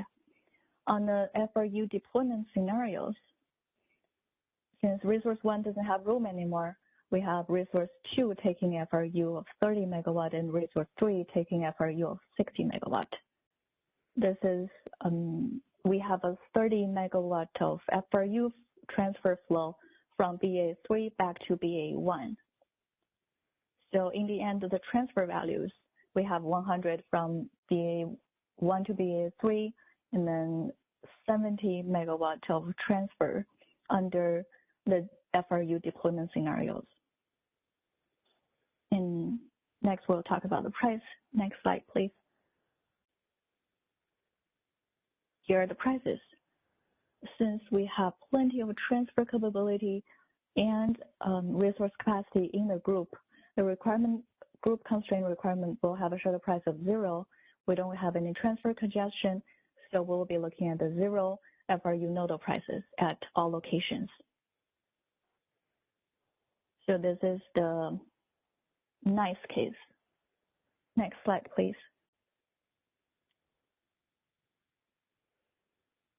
Then the last one, I want to push it really tight to force multiple slack variable take value.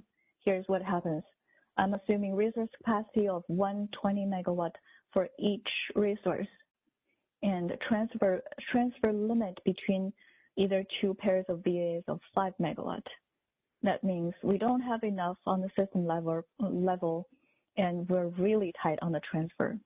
Here's the optimal solution. Again, resource 1 is cheaper. It will provide more energy, but we don't have transfer capability. So energy from resource 1 will be 110, from resource 2, 100, and from resource 3 is 90. That means resource 2 is supporting its own load in the region, and BA1 is transferring 10 megawatt to BA3 on the energy part. And how we transfer that 10 megawatt from 1 to 3, so the 5 megawatt will be from BA1 directly from 3, and the other 5 megawatts will loop through BA2. So from 1 to 2, there's 5 megawatt, 2 to 3, 5 megawatt. That cancels out. BA2 will have a net EIM transfer of 0. 1 will have a positive 10 megawatt going out. BA3 will have a minus 10 megawatt going in on the transfer. This is the energy side. And FRU side, again, the transfer limits are maximized. We don't have any transfer capability anymore. Each area needs to support its own FRU. Then resource A has 10 more megawatt room to procure FRU words, but it's not enough to meet its distributed requirement. FRU slack variable for BA1 will take value of 20 megawatts. And for same thing for BA2, the FRU on resource 2 will be 20 megawatt That's what's left out of energy, and slack variable will take value of 10 megawatts. On the BA3, because it has enough room on FRU, it will have a FRU worth of 30 megawatts for BA3. Next slide, please. Finally, we'll look at the price. FRU group requirement shadow price is $60. So how did this happen? We are looking at 1 extra megawatt of FRU procurement. On resource 1, its capacity is maxed out. On resource 2, the capacity is maxed out, and transfer is maxed out. So if we want to procure 1 more megawatt of FRU from the group, it needs to be from BA3, and resource 3 is capped at 120 already. So it needs to be from the slack variable of BA3. That's where the $60 come from. And then we're creating the transfer deployment scenario congestion. There's our shadow prices on the transfer constraint. And finally, we have the FRU nodal prices. At node 1, we take the group requirement shadow price of $60 minus the $10 transfer congestion equals $50 FRU nodal price. That matches the slack variable demand curve. Same story at node 2, we take the $60 group requirement shadow price minus $5 that the transfer congestion equals $55, which matches the demand curve. And at node 3, we'll have $60 FRU nodal price. That is the end of this example. Any questions? Yes, I do see one caller in the queue. Sure. Please go ahead, the line is unmuted. Hey, this is Michelle Keto from the CPUC, and I have to say that I didn't follow the FRP process, and I'm not on, and I can't see these slides. But we were talking yesterday or the day before about this effect and the interaction with the resource efficiency test, and it's my understanding that with implementation of the FRP, rather than going to the last feasible schedule, transfers go to 0. And I just want to ask the MSC about the interaction between that and this idea that advisory transfers support the exports, and then if we then lose access to the WEAM transfers and still support the exports, it seems like it's going to throw us into a pretty serious reliability issue. Do you guys have any thoughts about this?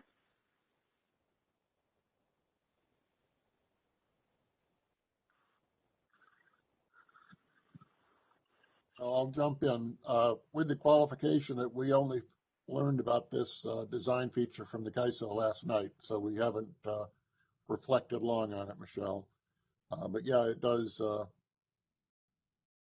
seem that this is a change from the status quo, and I don't recall discussing it in the process, so I'll have to think about it.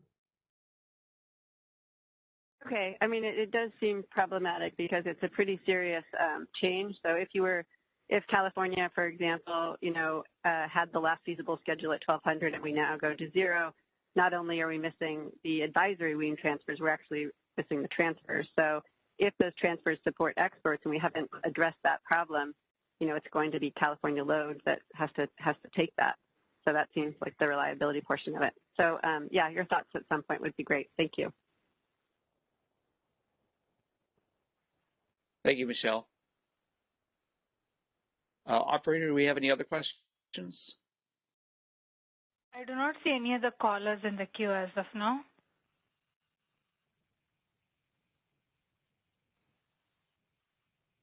Okay. I believe this is the last, second to last slide. So thank you. You're welcome. So we've gone through 7 cases. A lot of material here, and would you mind kind of summarizing in a nutshell any conclusions you'd like to make about whether surprising results or improvements compared to the previous system, or anything else from all of these. I'll immediately say that the pricing results are much more intuitive than from the existing approach that, which had the 0-1 variables shutting things down within the model. There were definitely some counterintuitive pricing results, and this seems generally to make more sense to me. But do you have any conclusions or insights you'd like to share that, if you had to summarize this in an elevator talk?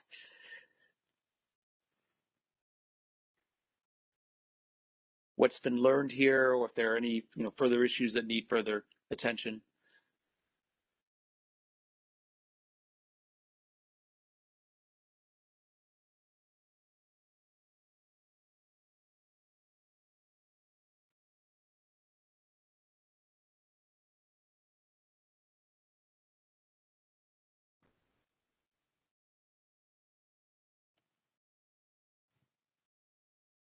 Let's see. Hello, is there, Kun, are you there? Yes. I hi. thought you were I'm asking. sorry. Yeah. So I was asking just kind of in general, if you were to summarize this in an elevator talk about what what in general is learned about these examples in terms of improvements relative to the previous system, and how you think it's performs more sensibly, and any remaining issues such as the one Michelle and Scott were just talking about that we need to think about some more. Are there any takeaways? I know it's late for us, it's on the East Coast, it's late on a Friday afternoon, but it'd be nice to have what you think are the takeaways.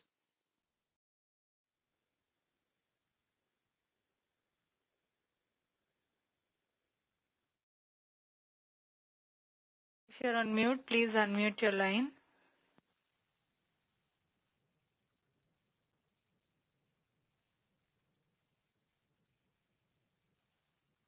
It's not absolutely necessary, of course. This is a tremendous amount of work. I imagine we'll see this in a document as well, and it'll certainly help the stakeholders and folks working through the examples to have kind of a beginning summary of what the examples show and what we're learning from that, and your views on how this improves upon the previous system. I'm sure that'll be in the documentation. Sorry, I don't know if you were asking me or the MSC members just now. Oh, I'm sorry, Kun. I was addressing this towards. I'm sorry, I was addressing this towards you and staff in general. Okay. Just my personal thought.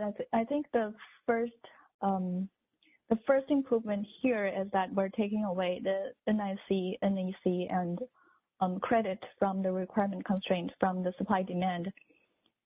Since in the last version we had that big chunk that could fulfill the requirement, it makes our effective requirement down to 0 in many cases, in many areas, and that doesn't give us the signal to procure more FRU as needed. So that is the first thing that now in this design optimization sees. And what else? And we are having deployment scenarios under FRP. That means we are looking into the transmission constraints and EIM transfer constraints. These will, under these scenarios, make the assumption that when the system is tight, how the transmission will react and how the EIM schedule will react to it. That gives us the confidence that feasibility on the physical and business model of the network. Mm-hmm. So in this case, we will look at the more accurate nodal prices on the nodal level. We used to have a BA level price it will be one price for the whole BAA resources in the BAA. Now we'll be looking at nodal prices since all the congestions and transfers will be included.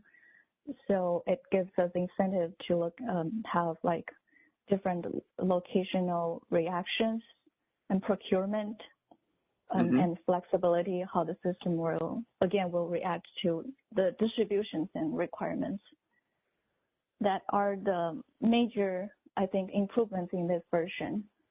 And regarding to the transfer, the sufficiency test, so there was this discussion earlier this week about sufficiency test and how that impacts the transfer.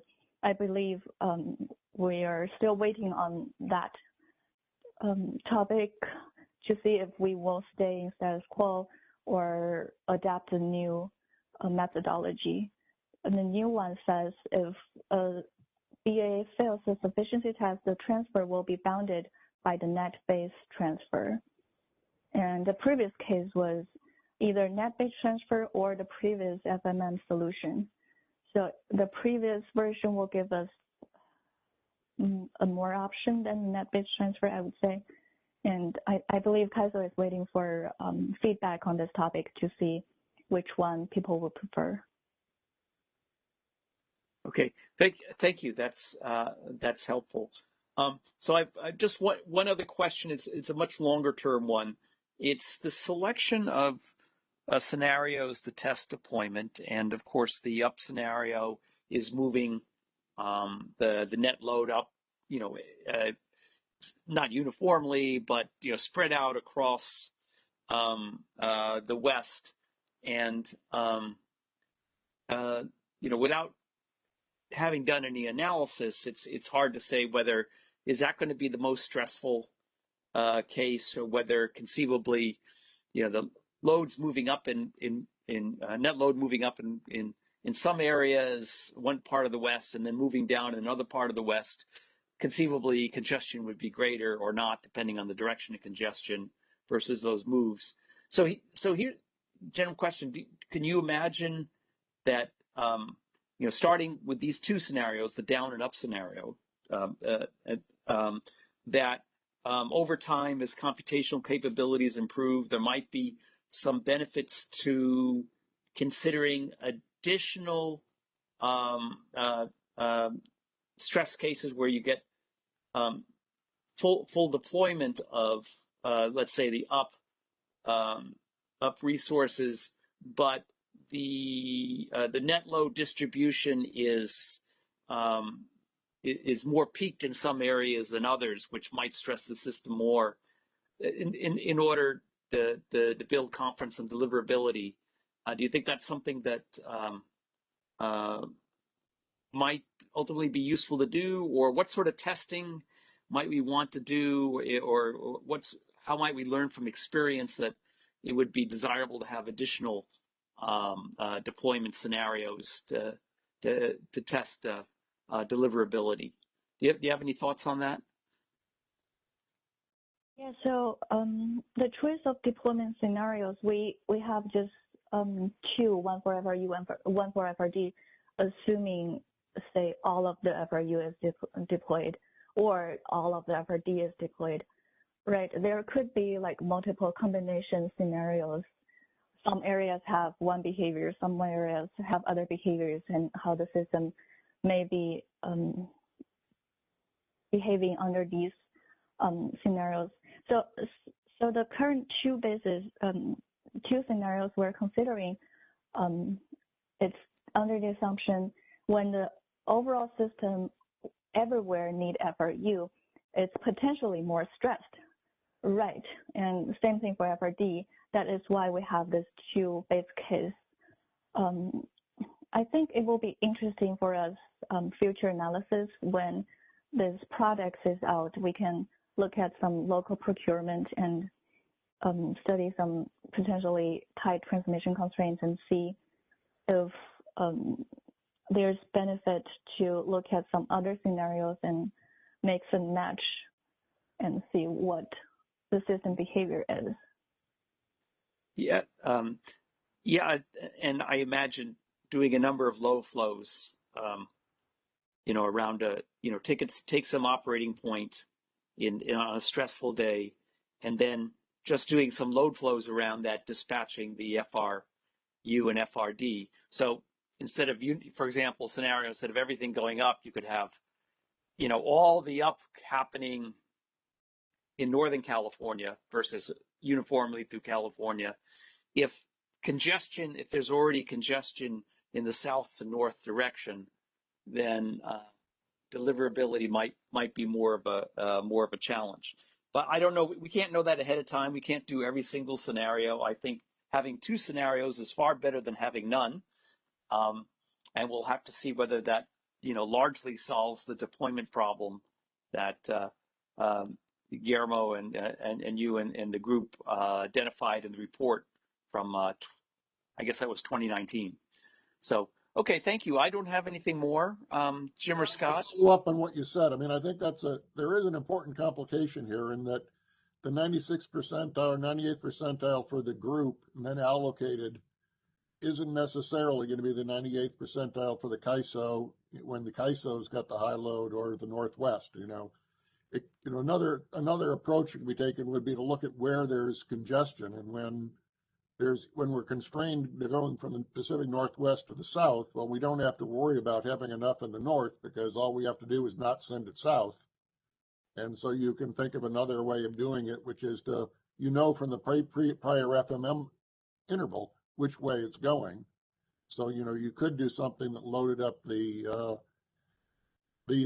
upward in the constrained region rather than spread across the footprint. We're going to slightly, potentially, have not quite as much FRU as we need. It's hard to tell how, whether there'll be a trivial effect or significant. That's why I said we ought to run this and test it, because we're doing the best we can with this, but there are these, because of what you said, you can't run every scenario, so we're not necessarily testing the binding scenario. And CAISO operators may say, well, this is fine, but unfortunately it doesn't test what I'm worried about, which is a big increase in the Southwest in California.